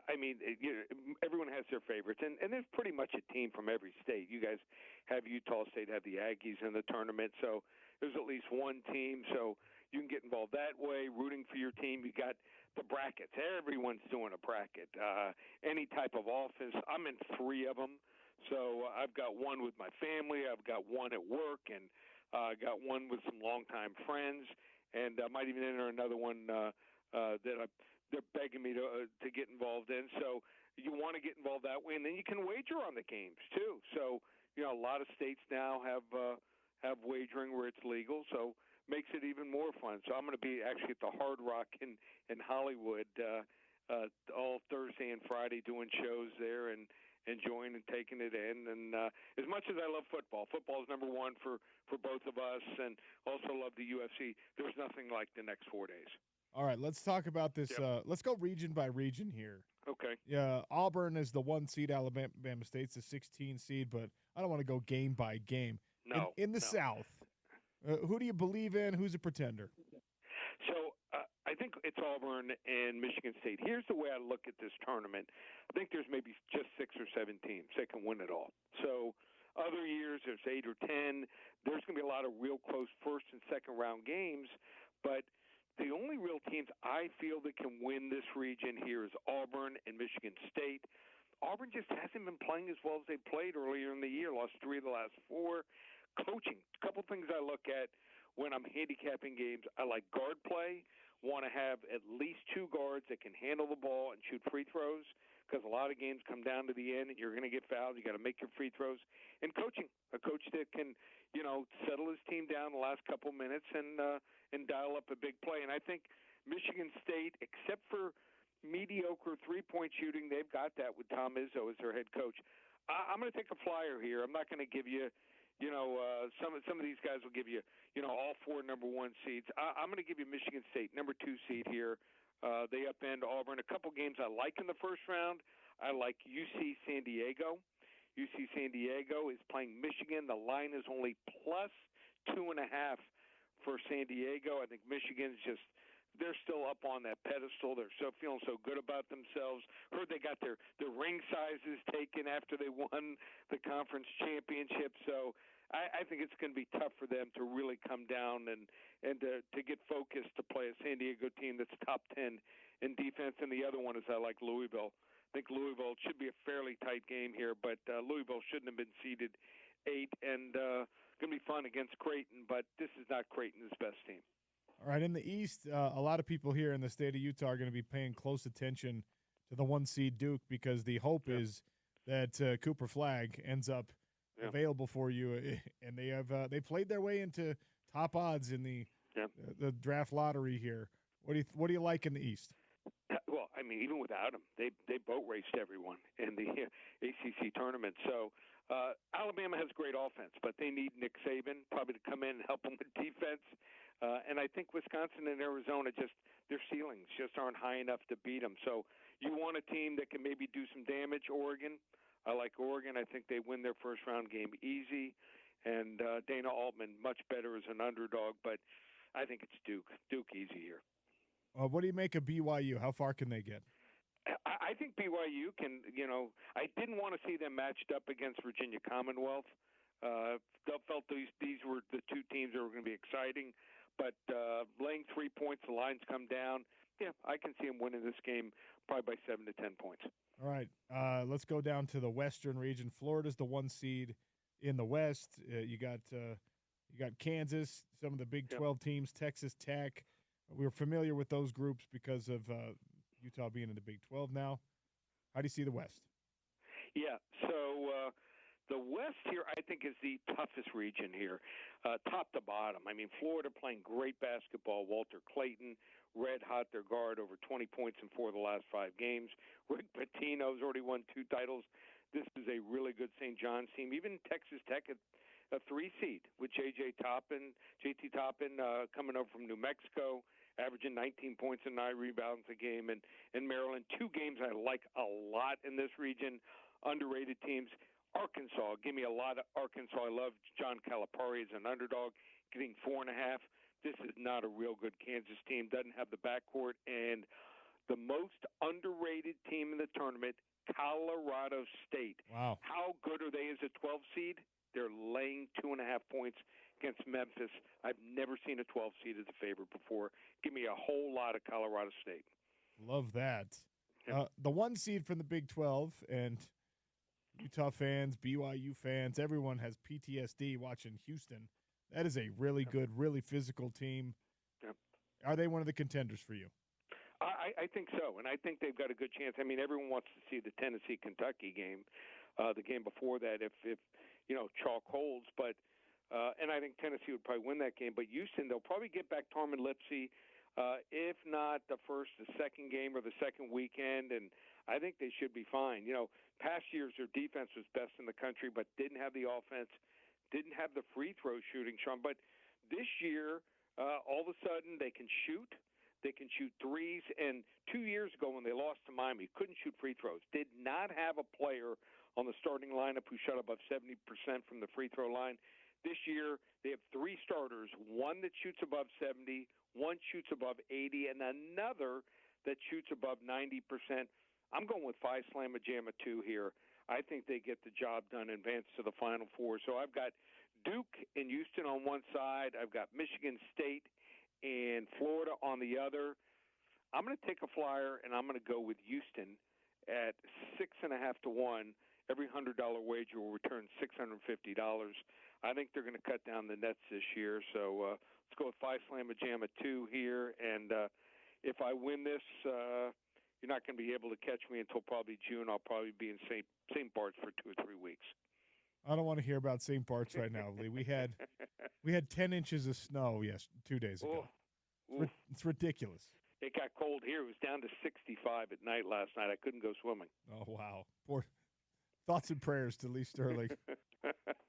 Utah State, their first-round matchup is against UCLA. Now, the Aggies are taking on a blue blood here.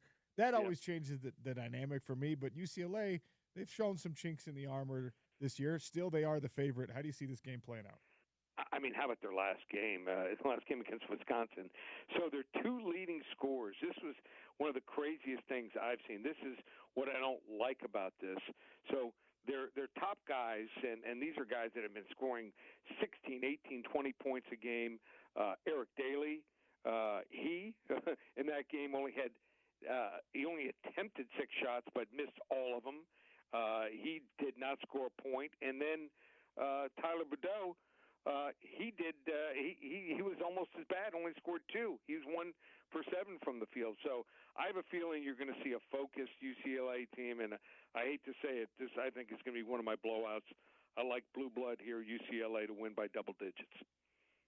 All right, Lee, how could people find more of your advice, more of your picks, more of your thoughts? Yep, just go to the website, ParamountSports.com. We had a whale of a run in the NFL playoffs, finished the season up, went 10-1, including winning the Super Bowl. We have won 7 of the last 8 tournaments, March Madness tournaments. You want to get everything I've got from tonight. We've got both first 4 games all the way through the final, Monday, April 7th. 3 weeks of action. We're also going to give you the NBA during that time and the UFC card from London that starts Saturday morning. So everything, just $197, one place, ParamountSports.com. Lee, you're the man. Go enjoy that chilly 60-something degree weather in Florida. Okay, I'll get a couple. I might have to get 2 sweaters. So I walk the dog tonight. All right? All right. Great catching up with you, my guys. friend. Thank you. All right. Lee Sterling, ParamountSports.com, best in the business. And look, a guy who does the research. So if you're going to follow somebody or you're going to fade somebody, at least know the reasons why. And Lee Sterling is one of the best, if not the best, in the whole business. So the $1 Million Bracket Challenge, by the way, James, have you filled out your bracket? I have. Who's your champ? He says Houston. I got Houston as well. Okay. So that made me feel pretty good about Houston. Yeah. So yeah, I picked the Cougars, Houston Cougars. Got to distinguish that around here for some reason. And then I thought you were talking about the SIU Edwardsville Cougars. Oh, the 16 seed that Houston bonus. will take on. I didn't realize that was a Cougars versus Cougars matchup. Yeah, Cougs versus Cougs. I would have lost that obscure mascot challenge. Yeah. No, I've got Houston, and I've actually got Arizona, a 4 seed, making it to the Final Four. Ooh, really? Just because I don't watch near enough regular season college basketball anymore to be too informed on my opinions on this. I know enough about the bigger teams to feel pretty good about my picks, but something about this, about Caleb Love and Vasar, their big center, makes me feel like they're going to get an upset over the Dukies and make it at least to the Final Four. I'm gonna fill out my bracket with actual care and commitment. I'm gonna try to look at the performances for these teams. And be all over KenPom.com. Have an educated guess. All right, I'm gonna do my best there, and then I'm gonna have my 5-year-old fill out a bracket. And I'm just gonna tell her the mascots, and she's gonna tell me which one she wants to win, and she will probably have a better bracket. You gonna do the thing with your baby too, where they walk or crawl towards the toy that looks like the mascot. Maybe okay, they like Houston. Yeah, I don't have any red flash stuffed animals. Maybe like the colors, like a construction paper. Oh, they picked blue here. Interesting. I do enjoy all of those, like when they have an octopus pick the winner, yeah, or they have like a hippopotamus pick the winner, and those animals start like going on a run. It's awesome to see that. I love when that happens. One of the many things that makes this tournament so much fun. Can't wait for it tomorrow. And hopefully we have some as good first 4 games tonight as we had. At least one of them last night was awesome. All right, we got a tank race update coming. Sarah Todd's going to swing by to start hour number 3. There's plenty left to get to on the Sean O'Connell Show, so don't go anywhere. It's Utah's #1 sports talk, ESPN 700.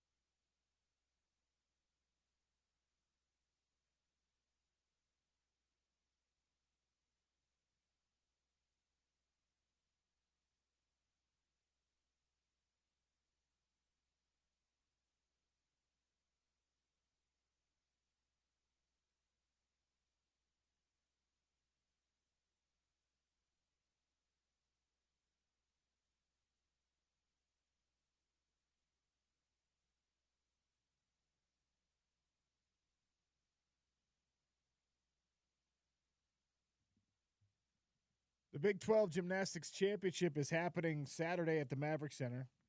The best of the best will be there, including the University of Utah's Red Rocks. Get your tickets now at maverickcenter.com. Sean O'Connell Show on a Wednesday. James Peterson has our NBA tank race update. James? And it's a big one, OC. Oh, yeah. We'll get to that in a second, though. Let me recap what happened going back to Monday night. Jazz lose to the Bulls. Good job, Jazz. Continuing the losing streak. Wizards, unfortunately, lose to the Blazers. Still tied in the win column. T-Wolves lose to the Pacers, though. That helps the secondary tank. That keeps them behind the Warriors for 6th place. So it keeps them in line for the play-in tournament, which is probably, again, I mentioned this the other day, probably the best you can hope for the secondary tanks, that the T-Wolves have to get through the play-in tournament to make the playoffs, unfortunately. Pelicans lose to the Pistons as well Monday night. So New Orleans not getting any help from New Orleans in the tank race. How about last night? Hornets lose to the Hawks, and then a bonus game because of how close they are to the T-Wolves in the standings affects the secondary tank. The Clippers upset the Cavs. How about that? All right. The Cavs, who've been unbeatable this year, drop a game to the Clippers. Clippers now just a half game behind 7th place in the T-Wolves in the West, so that makes the secondary tank much tighter. And then tonight, Pelicans taking on the T-Wolves, so a New Orleans win helps both tanks. So let's go Birds here. Pels, see if you can get an upset over the T-Wolves, who, despite their loss to the Pacers, have been on fire lately.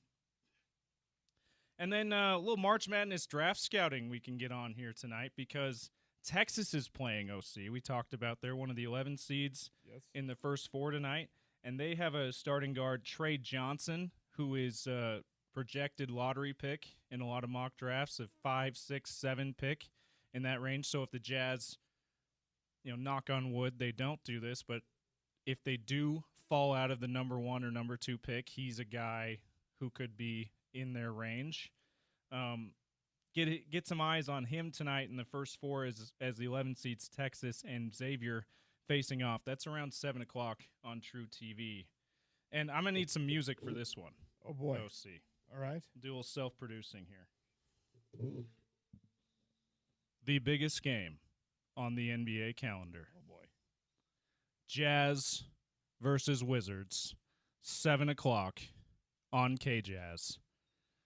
The loser is the winner.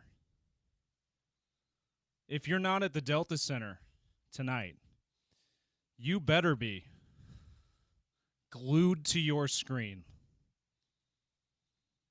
If you want to see the worst basketball in the NBA this year, but Wizards, Jazz. But if not, if you're not at the Delta Center, you're not glued to your screen, I'll let you know what happened in the next tank race update for sure. So that thought we'd get a little dramatic there. I like that, because you've got a situation now where the Utah Jazz are much like Utah Hockey Club when they go directly up against Vancouver or directly up against Calgary, directly up against the St. Louis Blues. The swing is more significant. In this case, as far as in the bizarro reverse standings tank race, this is huge because the Jazz and the Wizards are tied in the win column. So whoever wins is going to not just be behind in the standings, but they're going to have one more win in the bank that you can't undo a win. You can't unwin. You can't unwin. You can't unwin a win. This is going to be significant if the Jazz can somehow come together and lose tonight to the Wizards. They're going to have a little bit of a leg up. Not just they've got a little bit of a leg up standings wise, but they're going to have a leg up in the win column as well. Updating the standings: Jazz 15-54 in first place currently. Wizards 15-52. Second place, just a game back. So the winner tonight will be tied for first at the very least, but also, like I said, behind in the win column. Huge game. Hornets in third at 17 and 51, 2.5 games behind the Jazz. Pelicans in fourth at 18 and 51, 3 games behind the Jazz. We've started to feel a little comfortable with the separation the Jazz have gotten between the Hornets and the Pelicans, OC, but 2.5 and 3 games is nothing with still about a month left. That's still pretty tight. And of course, if you can't get the number 1 spot, just try to stay in that top 3. So yeah, it's still a really tight race, although kind of fun to have the Jazz. If you think this is fun, the tank race, kind of fun to have the Jazz there in line to get Cooper Flagg, as you talked about with Lee Sterling. Someone that everyone's going to be watching because he's been awesome, but everyone here especially will be watching Cooper Flagg very closely in March Madness. Where are the T-Wolves? They're in 7th, as I said, a half game behind the 6th place Warriors and just a half game ahead of the 8th place Clippers. So very tight there at the top of the play-in for where the T-Wolves are in the secondary tank. And before we end the segment here, OC, you want to take a break from the tank? Has this been just a little bit too much for you? No, I actually like this. Oh, you do, but maybe some of our listeners do. Okay. We've got the 2nd seed Denver Nuggets in LA taking on the 4 seed Lakers tonight on this station. A game featuring 2 teams trying to win. Coverage starts at 7:30. And we're not just your home of the NBA, remember. We're your home of the NBA games that actually matter the rest of the way here. If you're looking for a little bit of a break from the tank, maybe something to switch back and forth from the huge Jazz Wizards game, you can watch a budding rivalry in the Western Conference and 2 teams fighting for seeding near the top of the West. If you want to pay attention to games where the teams are trying to win and efforting good basketball, that's the one you listen to. Absolutely. And then you can flip over during commercial breaks to see who is not playing for the Utah Jazz, how aggressively they're trying to tank against the Wizards, who are also trying to tank. I'm telling you, Will Hardy's a good basketball coach. What they should do is they should suspend his contract, and they should just hire some yahoo off the street, like me, to coach the rest of the way. My wife has volunteered. She's like, just put me in as coach. John Collins doesn't know why is going to be mad at me about playing time. I say, sit down. What's the opposite of a ringer? I could be that. Yeah. The guy is just terrible at the job. We brought you in. A ringer looks like they're probably not very good. You're the ringer that actually isn't very good. That's right. We need that. All right. Thank you for the tank race update. It is Jazz Wizards tonight. Typically, the Jazz in situations like this will find a reason to rest or sit important players. We'll check in on who's going to be playing and who's not with Sarah Todd, who joins us next on the Sean O'Connell Show. You're listening to Utah's #1 sports talk, ESPN 700.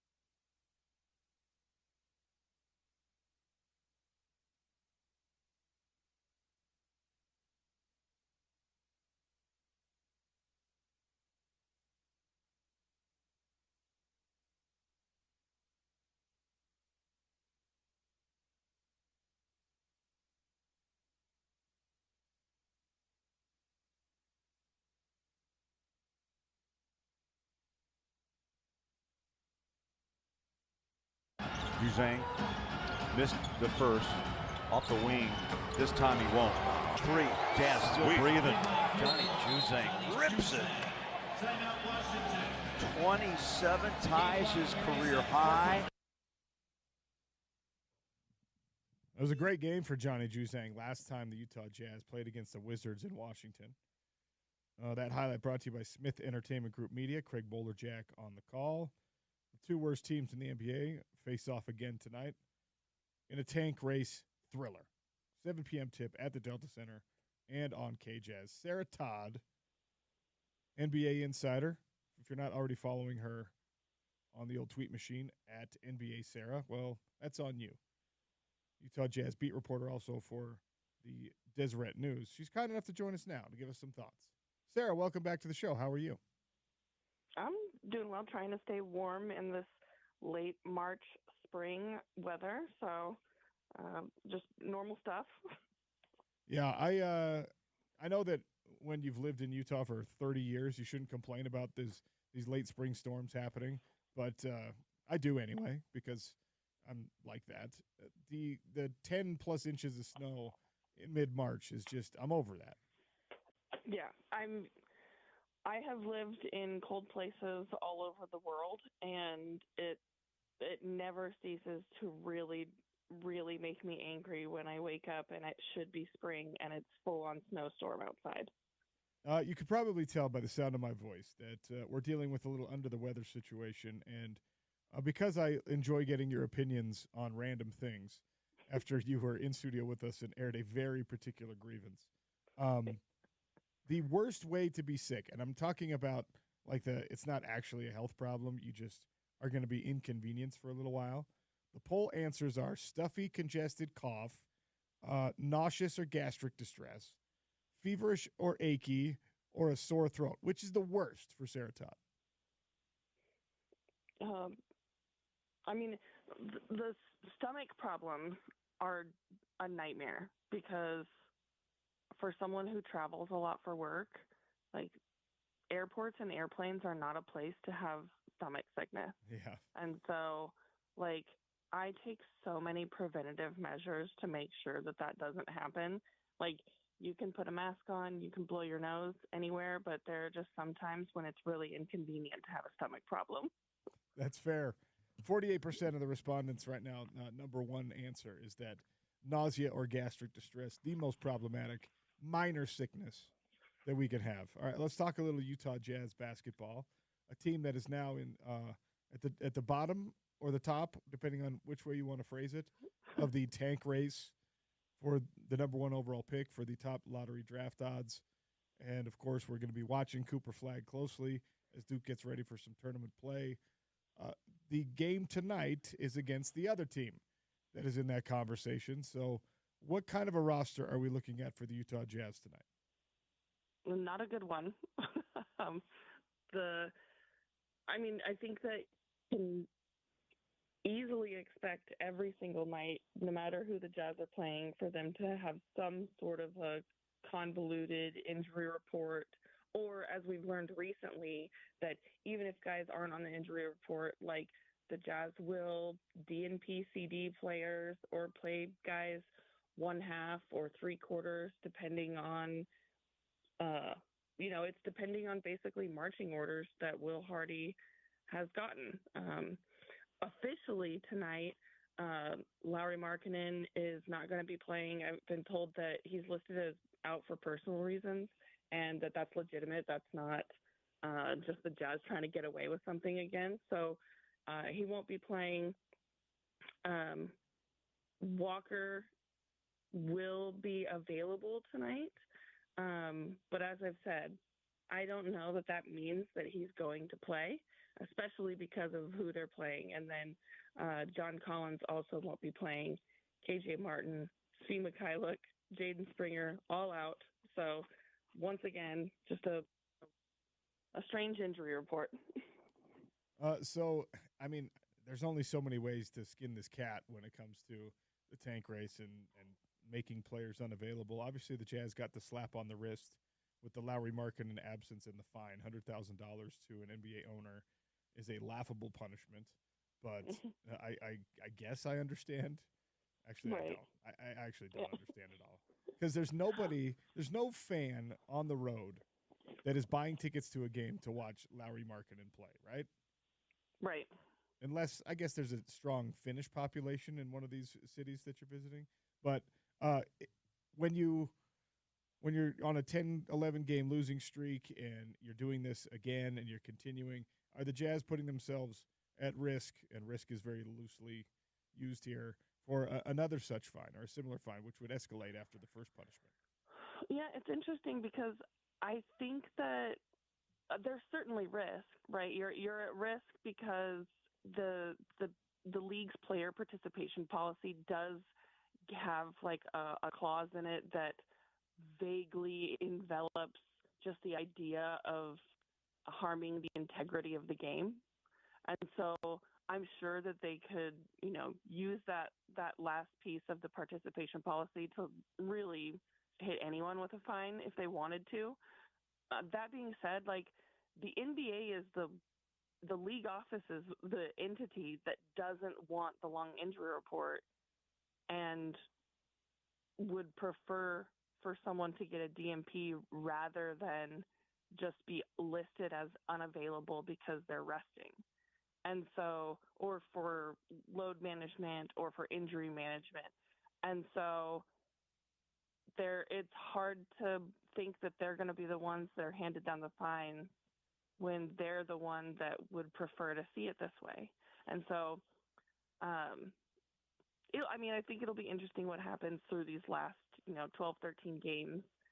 And if the Jazz do something like they did the other night where they DMP CD Walker Kessler and they don't play Lowry for the second half of the game, I think that they're probably going to be able to get away with that through the end of the season, especially because, like you said, like technically Walker's not a star, and Lowry, although he's made an all-star game, like he's not the guy that's like putting butts in seats across the league. He's not Steph Curry, right?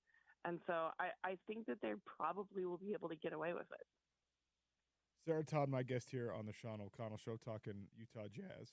Is there, when we talk about risk, is there any, I know this is part of the calculation for the team, but is there any meaningful detriment to, resting a guy who's healthy, to not having more reps for these individuals? I support the idea that you want the number one overall pick, and I'm not trying to reinvent the wheel here, but from a long-term perspective, are you hindering the development of Walker Kessler, of Lowry Markkanen, of whomever, by not making them play a full season and not getting the most out of them, especially the young players? Yeah, I think, right, like I don't have the actual crystal ball, right, because there could be that, like, I don't know, maybe that is in an alternate universe where Walker played every single game and he hit 82 games this season and we'd see just like a different kind of development. But like if I'm just having to like guess realistically, I think that we saw enough improvement from Walker that I don't think like he's regressing at all from these rest games. I think he'll have played enough and have a strong off season that he'll probably be developing.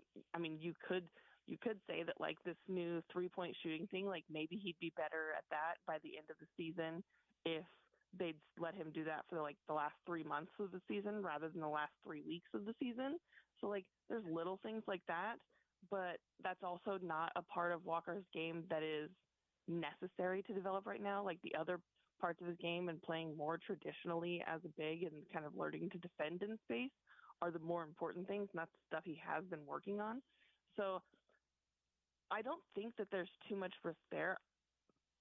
Maybe there's a little bit of risk, though, just in the short term. Like if you look at Lowry and how little he's played this season, you also see that like he's not playing that well this season, right? But I think that's more about rust than it is like development. I think that if Lowry was playing every game, that he would be playing better right now. Also, if Lowry was playing with better players, he'd be playing better right now. So I don't think there's anyone else on the roster that we're worried about that with, right? Like if there's regression at all from anyone else, I don't think that the Jazz see a lot of these players as like really important foundational pieces as it stands right now. That could change in the future. But also you've seen John Collins. He has rested a lot this season. It's been one of his best seasons. So he's got a lot to be happy about. Going back to that foundational piece thing, I mean, that is when you're trying to watch a team that's not making any real effort to win. That's one of the things I'm looking for is like, okay, Walker Kessler is clearly a guy that you want on your roster for as much of his career as you can get. And they made the commitment to Lowry. And what about Collier? What about George? What about, like, is there anybody else? I know that nobody's untouchable in today's NBA, but has this team decided on who of these players are going to be part of the rebuild long term? Oh, absolutely not. Like, everything is on the table. The jury is still out on, honestly, I would say most everyone except for Walker and Lowry. I think that it's anyone that's watching the games, if you watch how Walker has changed this season, it's clear that, you know, he's worth something, right? Like he is somebody who can clearly have a place in the NBA. And for the rest of the players, like, that is not decided. And, you know, that's not just me saying that based on my own eye test, right? Like, that's hearing from people who are making decisions and, you know, within the front office and the coaching staff and stuff. Like, yes, we've seen like kind of incremental development, and there are things to like about each of the young players on the roster. There's also a lot of unknown and a lot of untapped potential and a lot of flaws to all of them. And so as it stands right now, like, the jury is out, and the Jazz haven't kind of pegged any of those guys as like, this is the guy we want to keep around forever. I think the last time we had you on, we talked about how Will Hardy should get some credit for, you know, even in a year where you're not trying to win games, keeping the team chemistry pretty good, guys being happy, enthusiastic about work. And there's, for what it's worth, there's a certain level of buy-in with this team, despite the fact that they're not competitive. Is that still the case when you've tied your franchise record losing streak and you're coming down to the final month of basketball? And there's fatigue even if you're on a great team. If you're on the worst team in the NBA, is the culture still intact? There is some fatigue, I think, that's setting in for a lot of guys. I mean, there's fatigue that's setting in for me, and I'm not out there on the court, you know? Like, I also have to be there every night. But I think that I don't know how. Maybe it's because Will is so honest with the players. You know, like maybe that is the attribute that matters in this scenario, but somehow he has still got these guys believing in themselves and caring about how they play each night, and also holds them accountable. I think that from the outside looking in, maybe sometimes it can seem like, how can you hold them accountable when guys are allowed to go out there and commit 7 turnovers and like lay an egg and still get playing time? But like, Will doesn't just say like, hey, good game to those guys, right? Like there are consequences and conversations that happen, and Will gives them reality checks when they need it and praise when they deserve it. And so I think that there's kind of an accountability and an honesty from Will Hardy's side that is helping a lot of these guys understand that, number one, this is all for a reason, and that the future will be better, and that their careers will be better if they buy in and if they keep trying. Like, that's the best opportunity that a lot of guys will have. And I think that actually bringing in KJ Martin and having his voice might be also a little bit of a help, because KJ Martin went through this in Houston and I talked to him about this.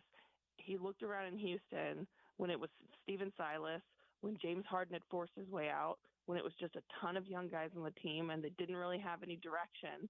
And when he was looking at the landscape, he was like, you know, you've got a lot of guys who like weren't picked high, or if they were picked high, they're still really young, or you got second round players that are getting an opportunity to play real minutes on an NBA team. Like, if you were put on another team somewhere else, you wouldn't be getting those opportunities. So like, this is the time right now to really take a hold of this, because if some other team sees this and they want you to play on their team because of how you acted and played and performed and held yourself while you were in Utah, that could be your ticket to actually getting a second contract, because there are plenty of teams that a lot of the guys on the Jazz right now could be playing on where they'd just be riding the bench the whole time.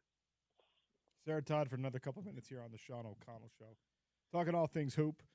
Some big news in the basketball world this week. was the introductory press conference for Alex Jensen taking over the head coaching position at his alma mater, my alma mater, the University of Utah. And this is a guy that you got to know and you covered for a long time when he was with the Utah Jazz and around the NBA.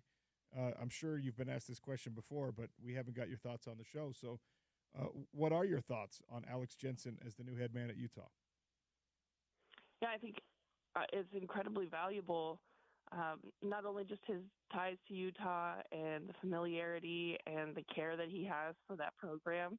That will help immediately, but also I can't help but look at Kevin Young at BYU, and even before he got that job, when he was in the running for it, I was thinking, like, when you have a guy that immediately comes from the NBA, and especially in kind of like the new world of college sports, when a guy can sit down with you and say, like, hey, I worked with Devin Booker, I worked with these guys. If you want to know what it takes and if you want to know what it's like to get to that level, I can help you if you come here to that program. Like, that is really valuable to these young guys trying to be recruited, right? And Alex Jensen could do that. He could say, look what I did with Rudy Gobert.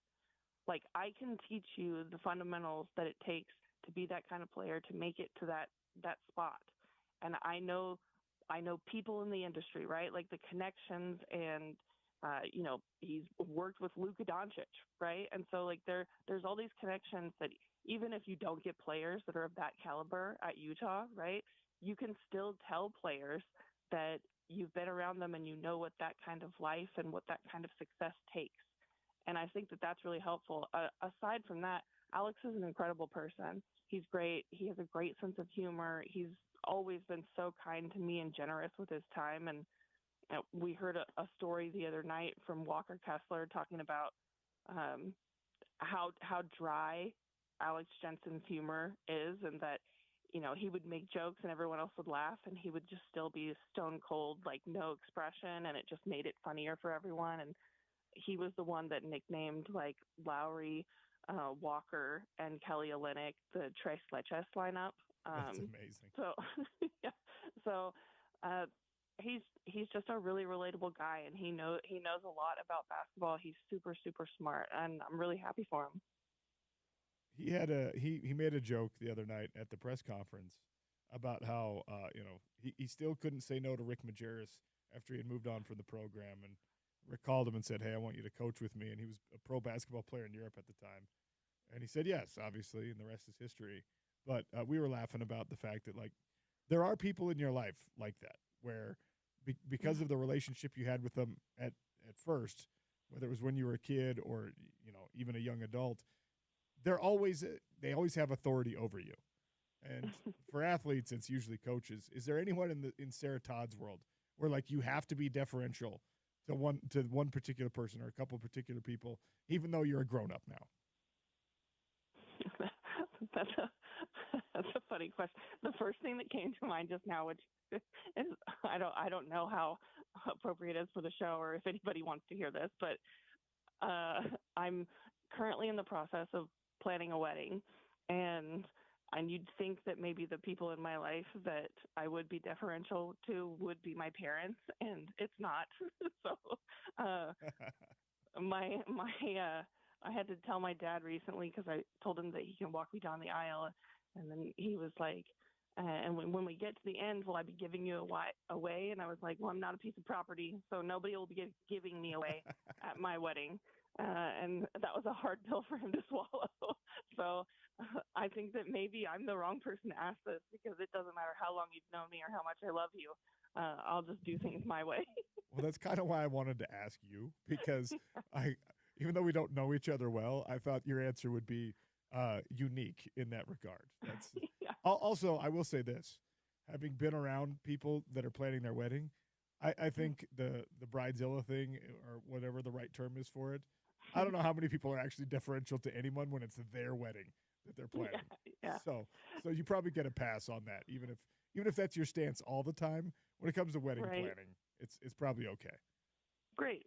Then I don't feel as bad. Cooper Flagg, how closely should we be watching him in this tournament?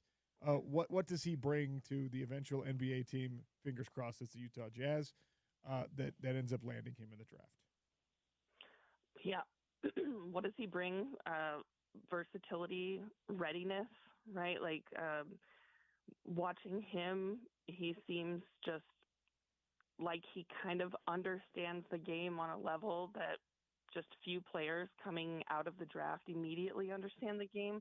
And I think that because he's already so versatile and has that understanding of the game, that's what makes his potential and his ceiling so high, is like he could end up being generational. And yeah, I think all the same things that everyone else thinks about Cooper. And so it's not like I have like a great take where it's like, well, temper your expectations. No, like he's incredible. And I think that, the experience that he had, like working out with Team USA and all of those things, like that's experience that a ton of other college players did not get. And so he's great. I love watching him play basketball. Obviously worried about his ankle for the tournament, and that is something to take into consideration and to watch very closely. If he's coming off of an ankle sprain, we've seen many, many times that guys come back too early or that they're not completely healed. And, these are one and done games. It's not like he can take it easy if he plays in any of it. So that does concern me a little bit. In my bracket, I actually have them getting upset before the final game by Wisconsin. And that's just vibes only, and me thinking that maybe his ankle won't hold up. I will lovingly and willingly take the L if I'm wrong about that, though. Before I let you go, as we look around the NBA at large and the teams that are not trying to lose as many games as possible, we talked about the big personnel moves. Luka's a Laker now, and that experiment seems to be working out swimmingly. Jimmy Butler and the Warriors have been a happy marriage. If it's one or the other with those two, who do you believe in more, Lakers or Warriors? Man, that is a hard question, Sean, because it's hard not to believe in the Warriors because of Steph Curry. And that's the thing. It's not about Luka or Jimmy necessarily. Oh, man. I think that I feel very proud of myself right now, by the way. I feel very pleased that I was able to ask you a bit of a stumper of a question. I'm patting myself on the back. I think that I'm going to go with the Lakers. I think I believe in them more right now because I don't believe in Jimmy that much, actually. Because, I covered Jimmy Butler. I've seen his entire career play out. I know what he's like, and so from afar, like seeing the quotes that are coming out about, he's constantly saying like, oh, when I need to turn it on, I'll turn it on. Like when the lights are bright, like I'll know when it's time to go. He said all the exact same things when he was in Minnesota. He said all the exact same things when he was in Philadelphia. He said them when he was in Miami. And like there were times when that's true, right? Like Jimmy Butler is one of the players that knows how to turn it on, turn it off. That being said, like he's never been able to turn it on to a point where he's actually won something. So I don't have a lot of faith that he can. That being said, like LeBron James is still incredible doing this many decades into his NBA career. And Luka Doncic took a team to the finals last year. So right now, I would believe in both of them making all of their teammates better down the stretch of a season than I would Jimmy Butler turning the Warriors into a winner. That's Sarah Todd. You can find her bracket in our $1 Million Bracket Challenge at ESPN700sports.com. Run against her. She's got Duke being upset by Wisconsin, which actually I did as well. So that makes me feel better about that pick. Sarah, thanks for your time. Appreciate you. Yeah, of course. Anytime, guys. Great stuff from Sarah Todd at the Des News. NBA insider, Utah Jazz beat writer. And, we asked her a lot of stuff there, but the question for the Utah Jazz that I think for me is most interesting right now is you've been asked to walk this very delicate line to balance on this razor's edge between tanking, but also still playing basketball the right way, with at least on an individual level. And I don't know how easy that is. And I think it's completely unfair to Will Hardy. I think it's unfair to Larry Markkinen. I think it's unfair to Walker Kessler. I don't disagree with the decision, because you clearly need something else roster-wise. You need an all-star. You need a Cooper Flag. Or beyond that, you need a Harper. You need an Ace Bailey. You need something to build around besides Lowry. But, I mean, I know I've asked the question so many times this year, like, how can you realistically tell a group of guys lose but don't get accustomed to losing? Lose very consistently, but don't make that who you are as an athlete. It's such a fine line. And those of us who aren't even in the room for it, you can feel just how hard that must be, especially as the head coach, as veterans in the league, as young players, rookies especially. This is just your first go around. You're just going to play as hard as you can. It doesn't seem to be as hard of a proposition for a rookie, but for guys in their fifth year on in the league, that seems like a tough ask. And it certainly seems like a tough ask to a head coach in Will Hardy, who is still trying to prove that he is a head coach in this league long term. Like, he's passed just about every micro test for us here locally. Those who cover him, it's almost unanimous, if not unanimous, among the people who cover him here locally, and I think around the league, that he has proven he has what it takes to be a coach long term in the NBA, and a really good one. But until he shows that he can guide a team to being a championship contender, playoff contender, it's still a question mark, right? It's still not completely certain. So that's got to be really tough for Will Hardy. But at the same time, as you and Sarah were talking about, he seems to have such a good perspective on things and a good handle on how to be that head coach that expects all the good habits, all the winning culture things from his players, while also realizing that his bosses are telling him, hey, he's up on the winning thing. That's kind of what I mean, because I will say this, having played on some really bad teams when I was young and was growing up, and playing on some mediocre teams, and also being fortunate enough for at least one snapshot year to play on what, in my opinion, was one of the best two teams in college football that year, that undefeated Fiesta Bowl Utah team. Learning how to win, learning the habits necessary, the every single day, every single detail kind of things that make you an uncompromising, undefeated type winner. And obviously football and basketball are different.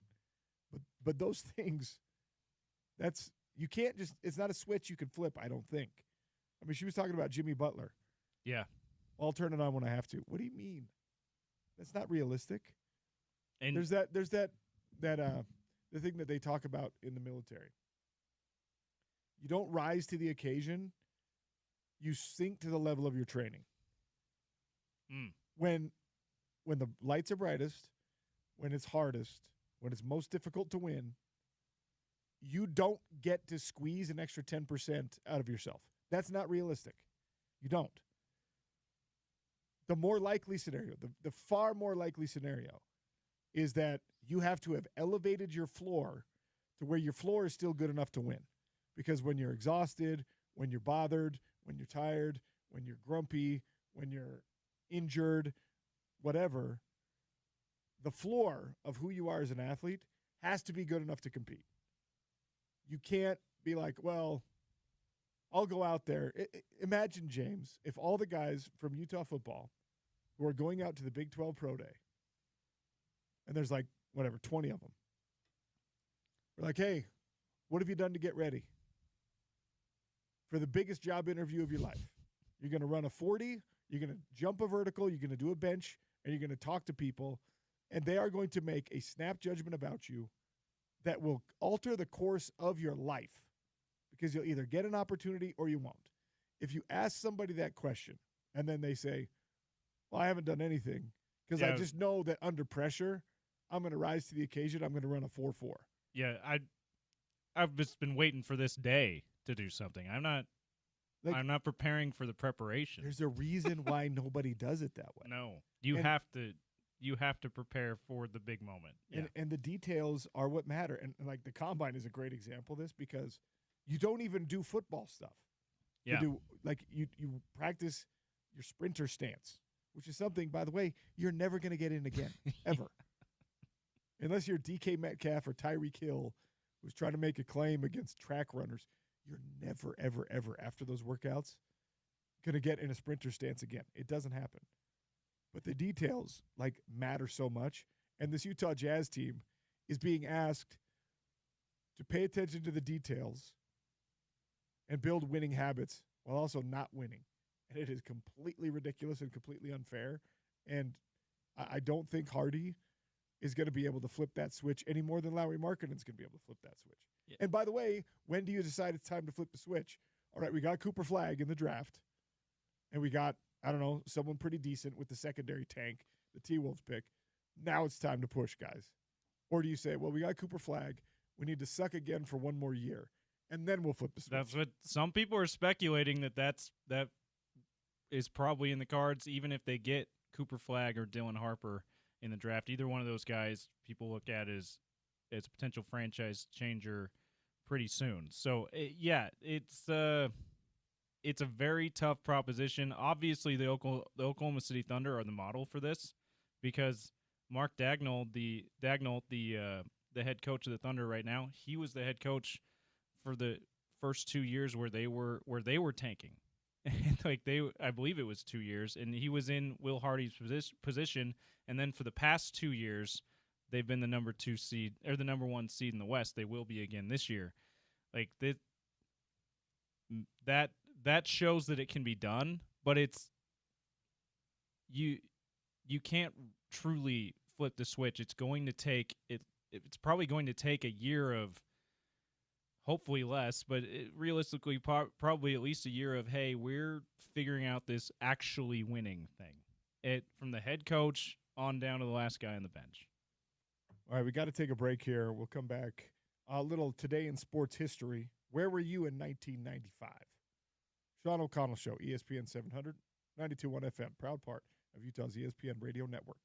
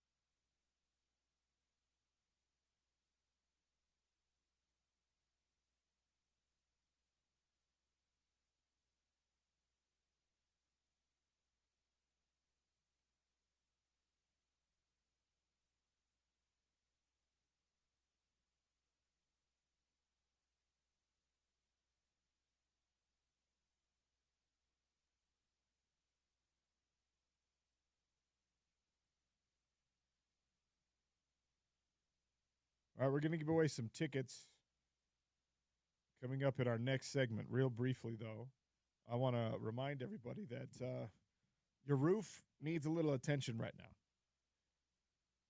We've got these spring storms coming. We've got the heat. We've got the freezes. We've got the wind, all of it. Just go out, look up there on the roof. Are your shingles in good shape? Is that maybe you've got that metal roofing or the membrane roofing? Is it fully intact? Are there dings? Are there dents? Did the wind peel something up? 801-839-4501. Top Local Roofing and Justin Cunningham. They can help you out with anything. Maybe as the spring starts, you got your foundation dug on that new build, and you're going to get across the finish line on a new home. You're going to need a roof, and you're going to need someone who not only knows how to install the roof, but knows how to design the roof for maximum efficiency to protect everything that goes in that house. 801-839-4501. Justin Cunningham at Top Local Roofing will help you out. He'll hook you up. Tell him OC sent you. James, where were you 30 years ago? Wherever 3-year-olds are. Running around. Hopefully. Probably not that many, not that much clothes on. Hopefully you were watching closely as Michael Jordan made his return to the Chicago Bulls. Oh, absolutely. I have vivid memories of the facts. I'm back. That's all he said, which is, in the pre-social media era, such an incredible mic drop. I'm back. And to do it by facts is very 1995. 877-353-0700. If you even know where the nearest fax machine is to you right now, tell me. I want to know if anyone still has. I'm sure we have one around here. There's got to be somewhere, one here in the but I have no studio. idea where it is. Is it still connected? Yeah, to that landline. I doubt it. I am old enough to remember my parents having a fax machine, my grandma having a fax machine in their home office. Okay. So and picking up the phone and wanting to play with it, but then picking it up and going, why is it making all the weird noises? So yes. That's how you used to have to sign into the internet too. Had to wait for it to be. Yes. He came back after 17 months away, trying a career in baseball. 19 points in a 103-96 loss to the Pacers in Indianapolis, but of course went on to win 3 more championships with the Bulls at the expense of the Utah Jazz, unfortunately. The I'm back, we don't talk about it a lot around here because it's not completely relevant to Utah sports, but it's got to be one of the most, in hindsight, it's got to be one of the most infamous events, moments in Utah sports history, because if he doesn't do the I'm back, no guarantees the Jazz are in the finals the 2 years in a row like they were, and no guarantees even without facing Michael Jordan they win those, they do get to the finals. They there's not just automatically the runner-up would be the champion, but the Jazz probably have a title if he decides to stay playing baseball or stay retired. Yeah, I have never thought of the I'm back anniversary, the Michael Jordan return anniversary like that before, but this year for some reason I'm like, you know what? We should hate I'm back around here. We should hate it. We should hate it. It should be like the opposite of a celebration day. It should be a day that lives in infamy in Utah. I mean, it kind of is. Before we take a break, how much do you buy into the idea that the exploration of baseball for Michael Jordan was actually the NBA quietly saying, hey, we know you're gambling and you're suspended, so go do something else for a while? Because there is that conspiracy theory out there. Yeah, the retirement, his baseball sabbatical that some call it too, was actually a suspension. I don't completely subscribe to that. I just say not completely because, as I just revealed, I'm not old enough to know what was happening at the time. Of course, I've seen The Last Dance. I've read about things, but I don't feel like I know enough to say it wasn't. It couldn't have been that, but I don't know. In general, I don't buy into that kind of conspiracy stuff. I feel like if they I feel like David Stern, and Spence is a good guy to maybe corroborate this or dispel what I'm saying, because he and his family knew David really well. He doesn't strike me as a guy who'd be intimidated by anybody. And if he felt like Michael Jordan needs to be suspended because of his gambling, it seemed to me that David Stern was the kind of guy that would have just suspended Michael Jordan. Yeah, I don't know about that, because he was so valuable to the league, and the image of the league was so attached to him. Yeah. And back then, the stigma around gambling was very different compared to what it is now. And of course, you know, this was 30 years ago. This is like Pete Rose. You don't want Michael Jordan to be put in that same category. So, I don't know. The food for thought. Definitely. Right. I mean, it's the reason why it's a conspiracy theory that's continued to linger, because it's not, if you really think about it, you're like, could be something to that. It's not completely outlandish. Yeah, it's not. He is a notorious gambler. I don't know how many people out there in the world are like, this is my vice, this is my habit. I don't mix that with my profession at all. Like, that's, I guess there's a lot of people who drink, but they never drink at work. So maybe I'm off base there. But in any case, I love conspiracy theories in sports especially. We'll take a quick one here. We'll give away some Collective Soul tickets next. Stay tuned. It's the Sean O'Connell Show on ESPN 700, 92.1 FM.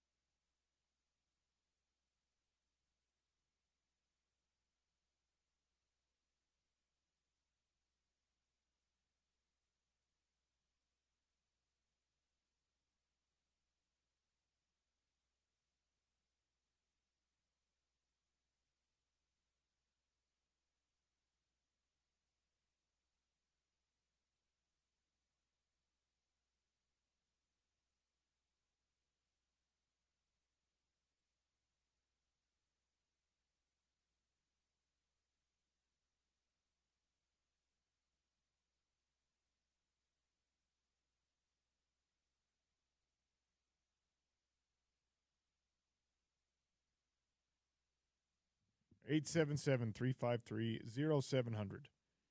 That's our Dish Pros text line. 2 tickets to Collective Soul, July 13th at Utah First Credit Union Amphitheater. If you can answer this obscure mascot challenge question. We go to the women's bracket for this one. They did not make the tournament on the men's side, but a 15 seed in Vermont is taking on NC State. What is the Vermont I actually know mascot? this one. It's very good. 877-353-0700. Very good obscure mascot challenge question. We'll wait for the correct answer to come in before James. Absolutely. I will not spoil it, I promise. Before James shows off his knowledge. This is one of the, as you've found out over the last couple weeks when you've brought back the obscure mascot challenge, I'm not good at this, but I do know Vermont. Somebody texted in, by the way. It's cool that PJ Carlissimo filled in for me on the show today because I sound like PJ Carlissimo. That's a good joke from Texter Well 4002. We do have a correct answer from 8411. So, James, wait. Let's see if Spence knows it. Spence Checketts hosted The Drive here in studio with me. Crosstalk brought to you by Burt Brothers. Time to spring into savings. Get your car ready. They've got $69 tires, $50 off service tickets, $79 alignments with the purchase of 2 or more tires. The deals won't last forever, so stop by your local Burt Brothers today. I'm not going to do the jingle with this voice. I'm not going to ruin it for Burt. Dude, you good? Yeah, I'm good. All right. Good. Sound like me last week. Yeah, I sound worse than I did at the start of the show, but you know what? We made it through. I hope I did not taint that microphone for you because this is what I was going through last week. No, it was not you. I think it was Bill Riley, actually, Yeah, at the press conference. Fair, yes. I blame Bill. Time. No, let me tell you there are no good skiing options back. Time. No, let me tell you there are no good skiing options back east. 0. And that's based off of the experience that we have out this way. I mean, if you don't know any better, yeah, if you want to get in a car and drive for 6 hours and ski on ice, sure. But the skiing in the Northeast is not good. Period. End of story. Let's get you home, man. You got to go home. You got to rest. I'm going to go home. I'm going to deal with my sick children. That's actually who. Oh. How's your energy level? Great. Really? Yeah. So it's just a voice thing. Well, no, I'm a little feverish. Okay. And I put a poll question out today. What's the worst kind of like illness, inconvenient illness, not like cancer. Minor sickness. What's the worst, Spence? Stuffiness, congestion, a cough, gastric distress, nausea, feverish or achiness, or the sore throat. What's the worst for Spence? I would go feverish only because that indicates something more serious could be on the way. But have you ever had just like a 24-hour you ate a bad oyster, food poisoning scenario? Oh, yes. That'll put you on your back in a way that's tough. I actually, my first year working in radio, I had a really horrific gastric distress situation. I ate Sudanese food the night before. Ooh. Cooked by a lovely woman who was from Sudan, and ate a bunch of it. I was doing the morning show then. I had a fill-in co-host. It was McKelly Wesley was filling in with me. There's a throwback. Yeah. Shout out McKelly. Mm-hmm. I hope you're out there listening somewhere. And Spence, was running to the bathroom literally every break. Oof. It was murder. There's a weird thing we do in this industry, and I don't know if it's fear of losing the job that you have because these jobs are hard to get, where we're just like, you got to show up and do it, even if you sound like there's no other well, I shouldn't say this, but like last week, if I had a normal job, I would not have come to work all week long. I was not feeling well. The voice sounded awful. I felt horrible, and I limped home every night after the show and just collapsed on the couch.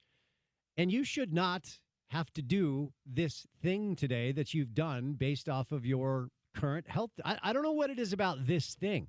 And it's not as ingrained in our culture here as it was where I was once upon a time, where it's like, no, you got to show up no matter what.